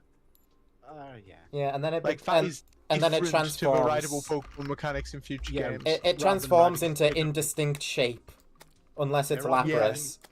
Rather than riding Skiddo, Mammothline, and Rhyhorn, yeah. Unless it's Lapras, you are suddenly riding Silhouette of Fish. Or Sharpedo in Alola. Oh yeah. Sharpedo was a ride Pokemon there too. I kind of forgot that that was a thing in Alola as well. And they replaced the By then they HMs had with them. Actual, yeah, by then they had actual, like, Machamp and stuff. Or I Stoutland. miss- That's Stoutland bad was- that I forgot completely that they replaced HMs. I love Stoutland being, like, I- a sniffer dog. Kind of miss HMs though too. I went back to HM games and I started to mind them a lot more than I did in Alola.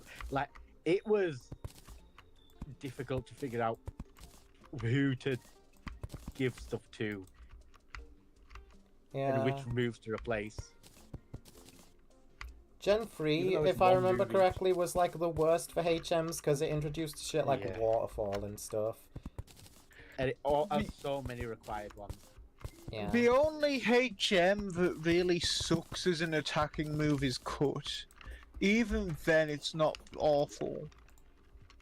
Yeah, it's just having to balance out and then have who's on your team who would benefit from having those moves. Yeah, but then you get Like- shit like Flash.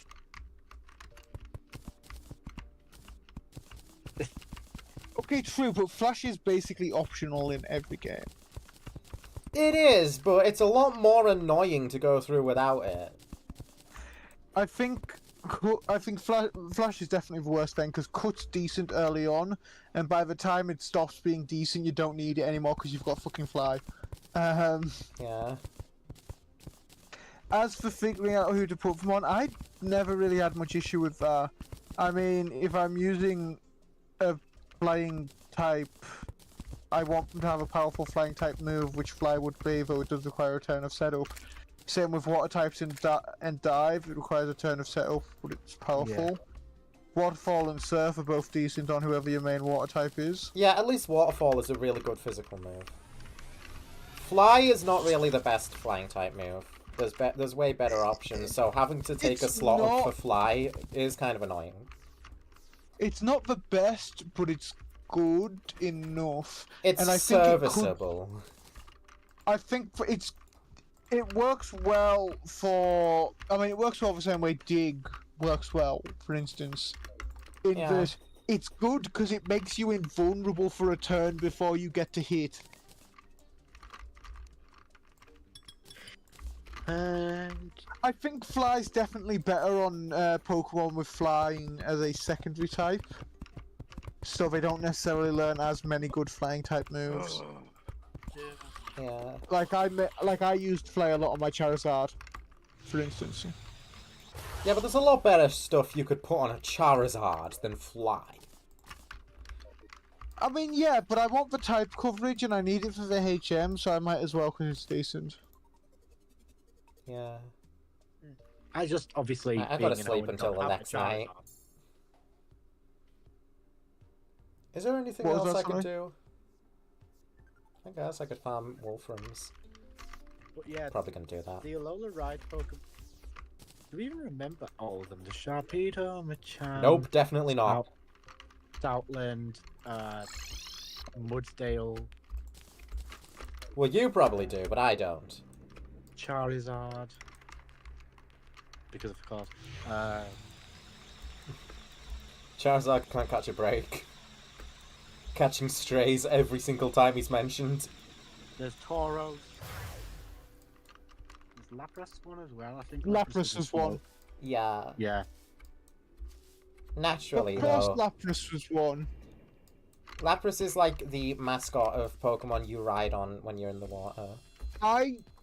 I believe at this point there's not really a reason for Pokemon games to not let you ride more of your Pokemon. You freaking kidding me? Okay, where are you? There's. Am I missing one? I don't think you are. I wouldn't be able to tell you. Let me check.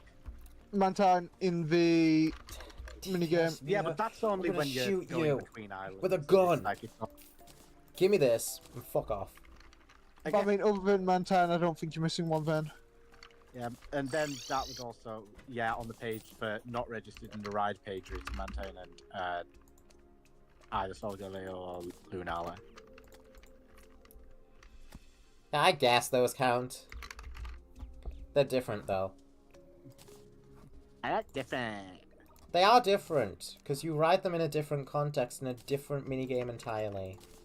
I'm like different. I'm like different. I'm like different. I'm like different. Stoutland got so much of a spotlight in Alola's anime. That's good. I like Stoutland. Stoutland is one of Florian's favourite Pokemon, because she fucking loves fluffy dogs. Yeah. Have I found the Angler yet? I don't think I have. Give me my Angler.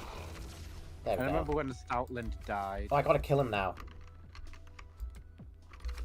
Tragic. Poor little cries after realizing Stoutland died. Another Trasher, please? Stoutland is one of few Pokemon in the animated series who perished in the present day and were never brought back to life. Whoa. Decaying Fishtail. Ooh! Oh shoot, someone's a pet catfish. It's a catfish. I can't believe that. Yeah. Okay, we got another. Why have I been pinged? Hold on. Shout out to Pokemon dying. This might be important. Would it not be? Why the fuck is Huggy Wuggy? I've been pinged about my interesting names for the Huggy Wuggies. Let me know, Mac.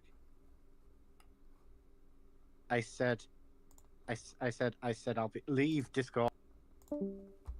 Alright. Where even is the cat? What is it?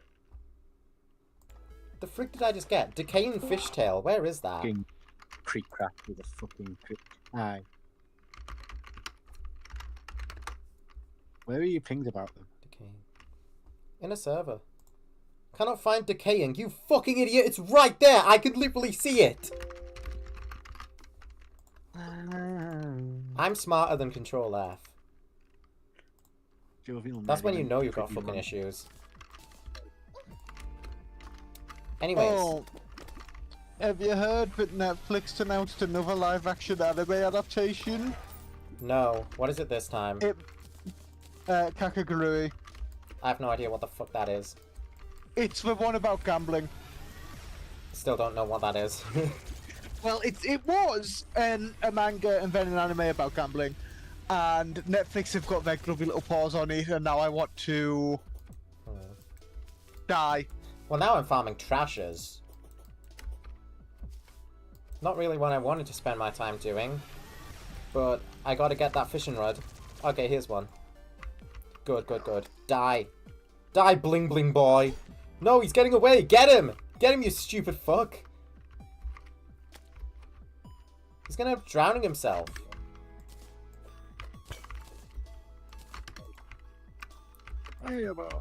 Jesus. I gotta carry you two every time. It doesn't look good. It's a live action Netflix show. I would assume it doesn't look good. That's a given. If you were on Pikmin 3, would you have Thank you. Now for your service, you get to die. Yes, I would have Pikmin. What's your favourite Pikmin game? 2. 2 is really, really good. It's between 2 and 4. Oh, funny sniper reference. TF2. 4 has, like, its balancing issues and stuff, but so does Pikmin 2 on the opposite side of the spectrum. So it's difficult. No, that's not the... Fuck, I was meant to do the water rate, the citrates music. Fuck. Grim Matchstick's taking over.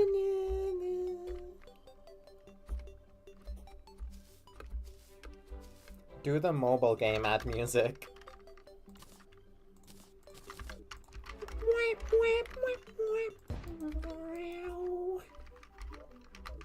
Why can the Pikmin sing the water rate theme?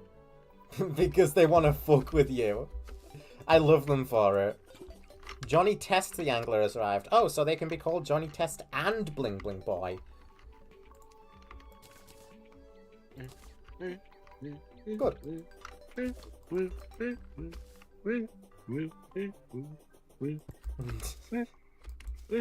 Those fuck-ass Pikmin. Okay, well this snow biome generation is a little weird for my arena, but okay. I can live with it. Watching water rate reaction compilations for both games is fucking... The Pikmin 4 one. Sugar Conroy's original reaction in his Pikmin 2 Let's Play is still, like, legendary. God, I fucking love Sugar Conroy's Pikmin playthroughs. A Pikmin 4 treats Bulbin. And I'm allowed to like him now because they tried to cancel him and they failed. Try to cancel who? Sugar Conroy, because of course they did. Oh, what for? I don't even know. Stuff about, like, relationships and stuff. But, like, they were blowing it out of proportion and making it a bigger deal than it actually was. There's a whole video about it now. I think the video was literally called Sugar Conroy, the man immune to being cancelled or something along those lines. Which, yeah, crazy fucking title for a video.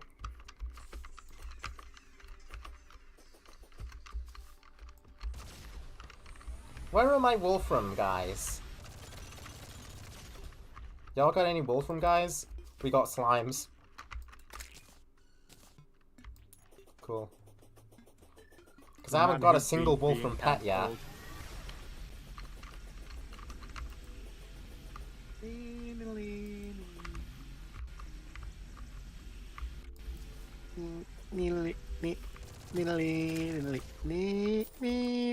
When did we forget about the whole cancel culture bad thing?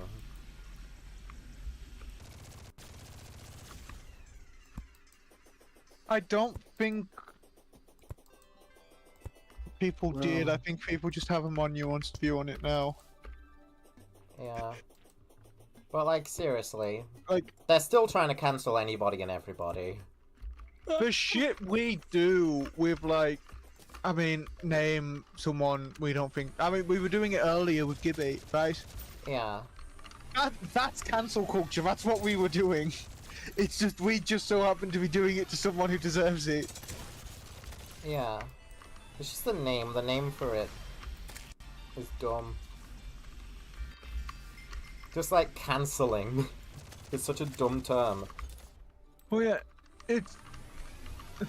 I think it comes from like content creators getting cancelled if they're not making more content. So it's almost like, Yeah. you know, content's cancelled. Yeah, like TV show. I think know, it's a but it stupid fucking name. sucks. It's a We stupid should ass call it name. what it is. We should call it what it is, which is just calling someone out for scummy behaviour. I think that's a fine name for it, and we don't need to make a new one. Yeah. Why is okay, so ignoring the Fandroid music randomly put on top of it, what do we think of the cool Doctor Who animated thing? The new episode with Mr. Ring-a-Ding. Yeah. Yeah. I think Mr. Ring-a-Ding is a funny man. I've seen a few clips of him, I've not seen the episode. It's the most interested I have ever been in Doctor Who to date. I think he looks very funny. I have also seen a I've few seen clips the of him. entire episode. I think it goes without saying that Charlie and I have not seen the full episode. Neither of us particularly watch BBC Yeah. in general, Doctor Who in particular. I just Yeah. think that is a really cool thing they've pulled off. Yeah, Mr. Yeah. Ring-a-Ding is pretty cool. He is like the most interesting thing I've ever seen about Doctor Who beyond just the general idea of Daleks. He's the first major new spin on Doctor Who that I've seen that wasn't called Woke Mind Virus as well. No, I have seen people calling it the woke mind virus because Okay, cool. I think it's because the Doctor's black. Yeah. And people aren't happy about that because they're racist. You know. People were also mad about yeah. the actor for the Doctor wearing a skirt when it was actually a kilt. We had and that was bad. Doctor Yeah, and Mike's cutting out. The Doctor with his mic that cuts out was my favourite one. You think boy up. go fuck yourself. I will. I did see, I did see, and this is why I've been singing it recently, because it got it back in my head, a clip of Mr. Ring-a-Ding, but they put JT Music's Bendy rap over it when he's coming up the screen. It just goes, "Scathed and defaced!" Oh, I saw the Devil Swing one. Bendy was a little devil thing. I'm just that going to Android? start insulting you. To be fair, Devil Swing's, like, a decent song. It's the only good song they made in the Fandroid era. You know, putting aside for a second, like, the fact that it's Fandroid. If I draw your fandom, you're gone. Uh-oh. Hello. Hello. Please tell me this. Nope, still cutting out. I don't even need to Nope. say anything at It's this gonna point. start yelling insults. Fuck you. Fuck. Useless fucking sack of shit. You. Fucking. Is this working now? Is this better? Yes. Did yelling insults down for like work? You really think it's yelling that works every time?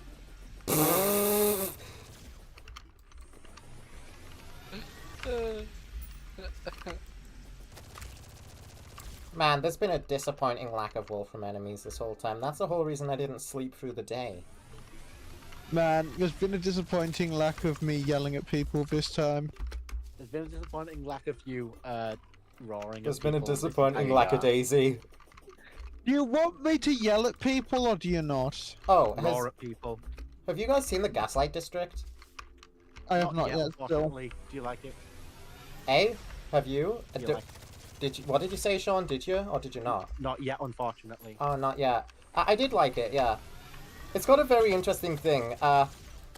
It does a few gross out things, which is the only thing I have criticism of it for. But I think that's just the thing it's gonna do. Yeah, something so- about the style I thought maybe it can be one of those. Yeah.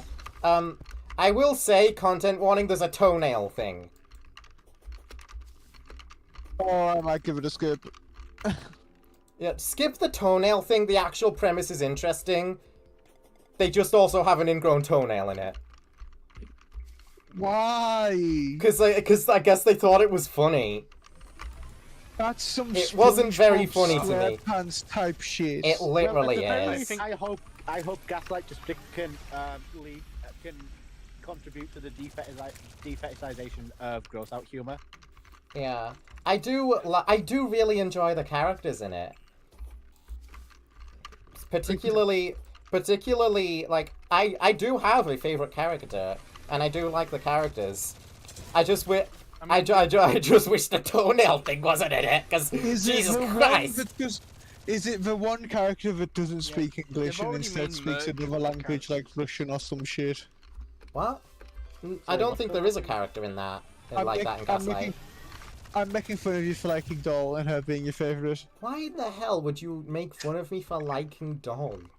Okay, so I anyway, don't what know was because Cosmo she saying? is so good. What do you think, Cosmo? No, I'm just saying they've made merch of that thing. Oh. Wait, the toenail? I don't think so, no. Oh, I thought that's what you were talking about, for a second. I thought you said they made merch of the toenail, and I'm like, holy shit! Okay, alright, good to know. They're doubling down. They're doubling down. I grew up in doubling down. No, I do like the aesthetic. Like, the aesthetic is kind of a giveaway that they're gonna be doing a few gross out things. The toenail was the only part where I was like, okay. Well, I'm gonna pull on an exposed nerve ending whenever you walk by at the wrong angle, so haha. Funny prank hit the floor. Funny nerve ending. Huh. I hope they don't do anything quite that extreme going forward, because I am gonna be watching more of it. It genuinely has me invested. It genuinely seagulls. But the animation style is like sort of stop motion in that it has a lower frame rate to it, and it has like a lot of cartoony like exaggerations in it. I think it's animated pretty damn well. Stop motion. Yeah, I'll watch it tonight. Then. Yeah. At the end of the day, I'd still recommend it, just with a content warning. because I don't want you to get like sudden jump scared by that. Content one. You know, I should make a game called Five Nights at Trigger Warning and Oh, it's nighttime. I can fight Skeletron now. Whoops. Almost missed it again. Trigger Warning now. Hello, Skeletron. The animatronics in here get a bit woke at night. Ooh. It's for the trans bear. Oh, that's so satisfying, tearing into his hands like that.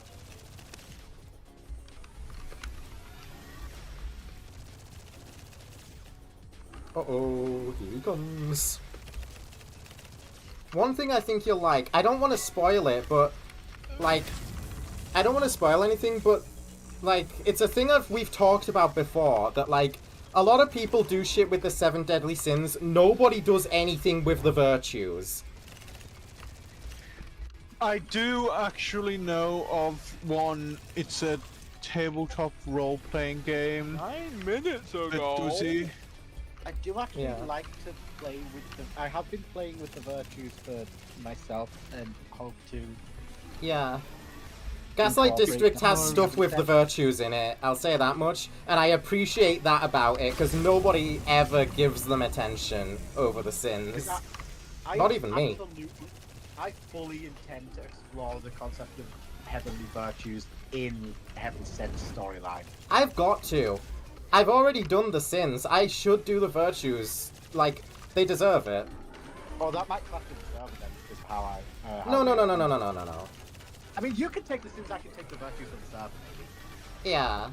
Like, I don't know how the virtues, like, would really come into play. I'll work on it more in, like, my own time and stuff. Yeah.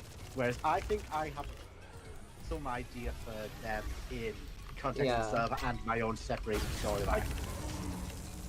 With me, I it's want- probably going to be like angels like Michael are going to be representing the virtues, because I think that's like commonly what it is. Like, I have an idea already for, say, just, yeah. I want to say it was Oh. when CCP was publishing it. That was one of the editions I played of Meow. Vampire the Masquerade, if you've heard of that. Not the video games based on it, the tabletop role-playing game. I haven't heard of that. So I think And that has the sins and virtues as a key thing in your character creation. Although I think it's actually virtues and then your vice, yeah, Vice is which is oh, basically your sin. right, several virtues Yeah, and then 'cause one Vice. Right. Even Isaac, for all its biblical references, has the sins but not the virtues. It has the temperance card, but that's because it's a card. It's a tarot card, not really because it's a virtue. I think most of the time your character just has for one virtue and for one vice. There's probably rules somewhere for having multiple. And I think, do you think my body knows that I want to do a half and half thing? Because the left side of my mustache is curling and the right side's staying down straight. I don't think your body outside of your brain No. is really sentient. There's also other things going on where one side's nails grow considerably. I don't know. I mean, bodies are just asymmetrical. I like that about them. Yeah. Ouch! Now, let's not throw to Skeletron. He's the easiest boss in the game. Now. Now, Yomu. Don't lose to Skeletron. My guy says Skeletron's not like whatever. Skeletron is pissing me off. Whoa! Little shit, I hate it when he does that. Okay, he's gonna start doing that now, isn't he? Yeah. I need to type something in chat right now. Got him! Oh, Solin! There she is. They changed how Solin's campsite works now so it doesn't naturally generate. Instead, she gives you a flagpole, and wherever you put the flagpole, that is where she will set up camp.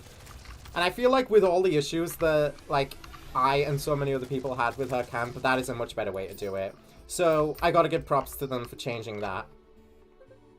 Oh my god, why is your text so small? Oh, whoops. P.S. This Skeletron is PMO me up. That pisses me off so much. It PMO me off so bad.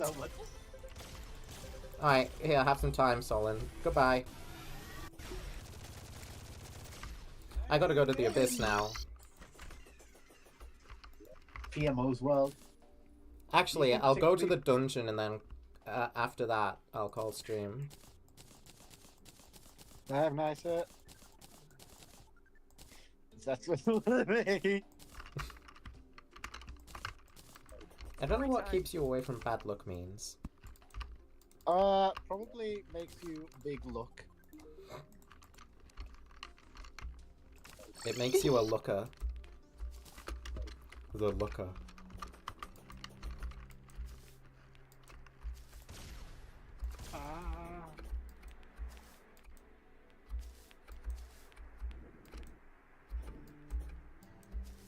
Me staying up till 1 AM last night instead of sleeping because I wanted to write Cassidy and Charlie instead.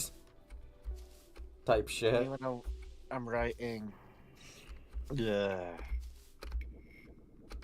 Number 10. You Cock. probably shouldn't do that, Charlie. It's not my fault that I get some good ideas at night time. New Super Mario Yeah. Bros. Wii's. Very much is. Theory, is Charlie an insomniac? Probably not. Theory, anti-piracy would be me. Hello, Solin. Motherfucking stop interacting with me while I'm trying to give... If I'm talking to Solin, DNI. Because I need the Yeah. flag. Yeah. Is that your impression of the zombie that I'm talking to? Why are you invading my personal space, bruh? Dude, I'm a zombie. I don't know what you want me to do. I'm a zombie. That's a really good. That's a really good comic idea. Like, why are you invading my personal space all the time? Dude, I'm literally a zombie. I don't know what you want me to do. Just shit PMO me off. You're really PMOing me off right now, dude. I'm a zombie. You're really peeing MO. The PMO... I should make a new storyline called the PMO'd off zombie. Tickle PMO, where the Elmo... MO... This Elmo PMO. Elmo's Elmo- PMO'd off! Well, Emo's world is like peed, so the rizzling of the Yatster. Now you're just saying things. Phantomed his tax evasion. Yeah, Okay. just saying shit. You get the Just Saying Shit award. You just get the just saying shit me off award. Fallen fucking Chungus was talking about Forsaken, and I was just like, the worst person you know just made a good point. Cause like, yes, he has no fucking ground to stand on, but also he's kind of right about Forsaken. I don't like Chungus. Ah! And to clarify, I am talking about the previous owner. What happened to? Oh yeah, the previous Fallen Chungus. Yeah, the Fallen Chungus saga is still a whole thing. The Chungus that did fall. The Chungus that actually fell. The Fallen Chungus. New video essay title: Falling of Chungus. I wouldn't be surprised if video essays pop up about him.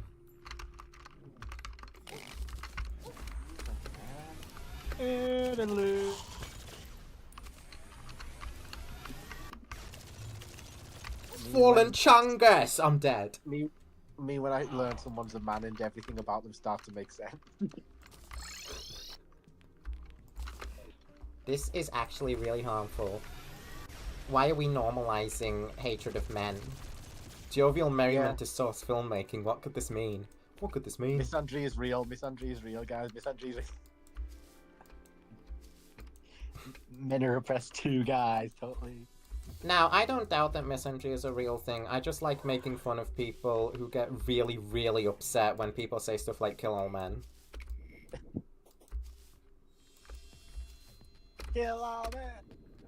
Yeah, considering I saw someone on Twitter earlier unironically celebrating the fact that the male suicide rate is so high, I'm not gonna go ahead and say that misandry's a thing that doesn't exist. Yeah, there are definitely people that take it too far. But for the most part, it's not that deep. A lot of people who say kill all men, like the hatred. they like 90% mean it. Like the hatred of all men, rather than holding all men responsible, the hatred of all men is at a point where there does need to be a word for the hatred of all men, and misandry works. Even if it's not to the same point of, oh right, Stan, right, there is a zone now where things are falling into Oh, hooray. stuff you can call misandry. It's actually selling stuff I need. I mean, there's been a zone for a while, I'd say. Oh, yeah. Men aren't oppressed at all, but like Men aren't misandry oppressed, still but they are exists. Like, did you know, for example, that Canada almost had its first domestic violence shelter for male victims, like a decade ago? Hmm. It got shut down because all the other domestic violence shelters in the region decided to sue the local government to stop funding it. Yeah, that's a whole that is like when it like becomes a whole other thing when it's like saying that if like SA is against a man, it's not real. That is a whole other thing. Yeah, which I have. That is a fucking mess, and that is when it actually becomes like, okay, dude, come on. So how the fuck do I... Okay, that's how I open a map, okay. SFM is incredibly complicated. Like, So if I needlessly open so. that- I mean, more Okay, it's like totally come out. along the lines of calling actual feminism and equal rights activism misandry. Yeah, I don't Because know. people are afraid of losing excessive privileges rather than other people getting rights, or them themselves losing / not gaining. Give me a rover necessary drive. rights. Oh, hell yeah! I actually got it as How- well. I'm well merry. Okay. I'm I jovial have and my merry. map in. Now, how do I add like one of the models I've downloaded? Because it's You may need a tutorial on how to use SFM for the first time because it's so needlessly complex. because I think it's also even more intense than, say, people celebrating white suicides purely because they tend to be less What? statistically. Well, I don't think Well, I've ever I seen never made a anyone molten celebrating pickaxe. white suicide. Yeah. I've seen plenty of people celebrating male suicide, though. Yep. Yeah. Oh It's no. like- Most suicides I see being celebrated are like valid to an extent, because like it's like genuine abuses. And like, When people are celebrating specific suicides, it's normally fairly valid. Yeah, so- It's when Yeah. they're celebrating male suicides in general, but it's a problem. so, what the fuck was I gonna say? Shit. Let me think. We don't have to talk about some interesting things on stream. Oh, Fucking yeah. kidding me? Can't live gonna have 2 to leave. fucking seconds.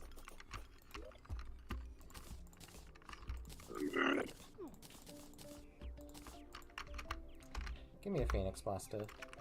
Okay. I'm I'm just going gonna in search one more for an time.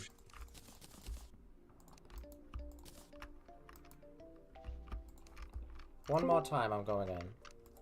Yeah, activism should be less about, you should have more rights removed. Let's just see what it's like, and more about you should probably not have the privilege to have. If you're gonna Yeah. go into, then just give us more rights. Do something about yourselves as well. You know, Mhm. the last thing activism should ever do is remove any rights. Yeah. Just push down privilege quite a bit, a lot. Okay, I need to turn off the Whoa. fucking overlay. And grant more rights. That's the sort of. What are you trying to SFM? Like, That's secret. Ah, like obviously not I see. not every group. It goes without saying, not every group of people should have rights. Well, not every. Yeah, I don't think that's what you mean. Yeah. If it goes without saying, why are you spending so long trying to say it? I only spent like 3 seconds saying that, Charlie. Oh, I thought you were still thinking about a way to reword it. No, I'm just like lost. In the Jumbo Come on. sauce. Fuck! No, lost in the police report. Oh my god. Now, last time I tried to use a Shinobi Blade, it fucking crashed my game, so I'm not gonna even touch that. Shout out to Shinobi blades, can be shaken, not stirred, can be used to stir.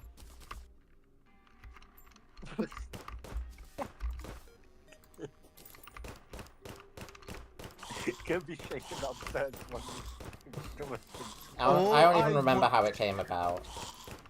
The school teacher. No, I know that. That's the only part about it I do know. Oh. James Bond. Bond. I've never watched a James Bond in my life. Do you prefer anything shaken, not stirred? I don't drink tea, so I don't know. Or coffee. But I don't even know the difference.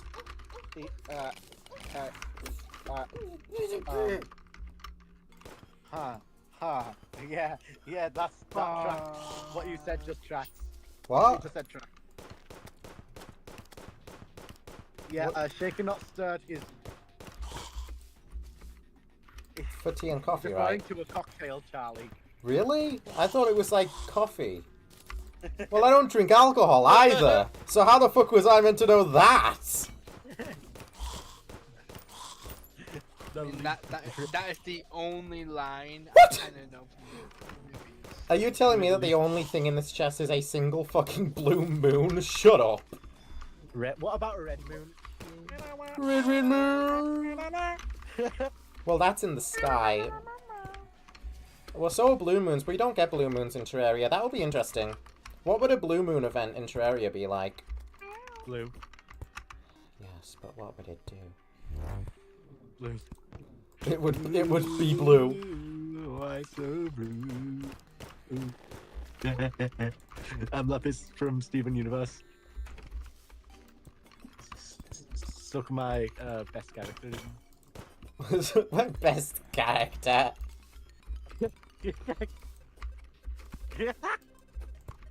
Wait, please just let me. Okay, that's for wrong upper arm. Okay, that makes sense. I honestly think Sugalite is the best character. Nicki Minaj. Nicki Yeah, Sugalite Minaj. is. Sugalite didn't reappear for several obvious reasons, Yeah. but like, yeah, like fusion. The idea of a fusion between For a one-off character, they were a pretty good character. gems who do have good chemistry but aren't stable together because of how much they unintentionally enable each other. Yeah, I think Sugalite did exactly what they needed to do. And they were entertaining at the same time. Even if it's Nicki Minaj. Like, how are they going to afford Nicki Minaj back? They're not. Ooh, another golden key. Don't mind if I golden key. I do like quite a few Steven Universe characters. Lapis didn't get enough time to shine, but obviously part of her whole thing is always wanting to run away Yeah. earlier on. Or being trapped earlier on. Trapped on the mouse. And then, but then she comes back so that she can have hype moments, Adora. Type shit. At this point, I'm only saying that because it's such a generalization. What other characters are great? But Peridot's fun. Paradox. They made her fucking comically tiny in future for some reason.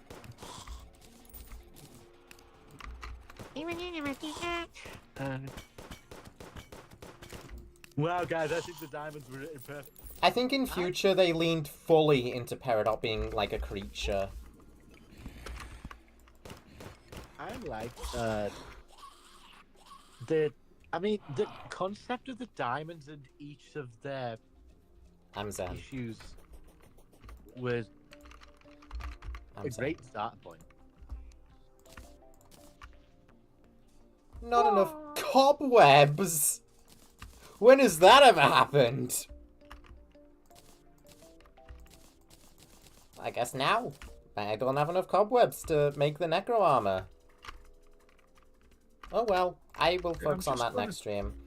I've just got to find a place for Solin. This looks like a good place. Is this all there? I've been considering buying bismuth. Buying bismuth? Yeah. It looks. I've always. Oh, like the gem. What do you think of it? We were just talking about Steven Universe, dumb fuck! What do you think I think you meant? What is bismuth? A character in Steven Universe. A gem in Steven Universe. This space is suitable. Okay, good. Solon can set up camp. But yeah, I mean, you can walk into shops all around the bloody place and find amethyst geodes, you can find peridot trees, you can find bismuth crystals.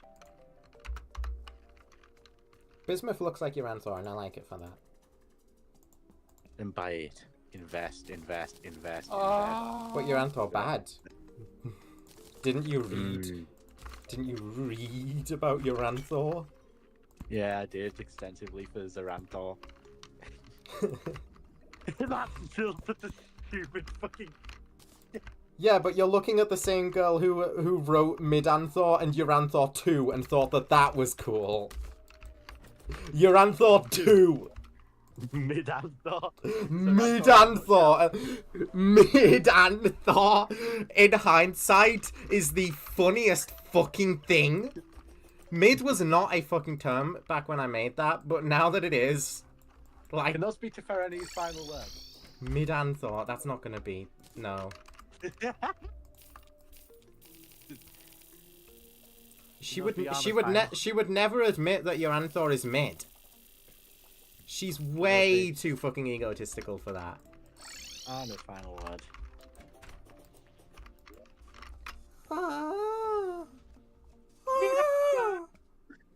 Okay. SFM just crashed. Okay. Yeah, it'll do that a lot. A lot. Just get used to it. That a lot. Right, this is where I'm going to call it. Thank you so much, everybody, for tuning in tonight. And make sure to come back again tomorrow. Oh, Neve, I forgot you were there. Hello, Neve. Make sure to come back tomorrow for a longer stream. I'll see if I can get into hard mode tomorrow, but most likely I'm going to be focused on cleaning up. I'll be focused on cleaning up all of the pre-hard mode pets I don't have yet. What? So that the spawns aren't like cluttered with hard mode things and they're even harder to pick up. So it's gonna be probably like more farming than progress, because we're towards the end of pre-hard mode now. I want to make sure I get everything before I make things harder on myself, pretty much. But there'll definitely be like a lot going on. I'll probably be talking about more random like crap. This stream was a ride in terms of topics. Everything has killed me. But yes, I'll see you all then, and have a great rest of your night.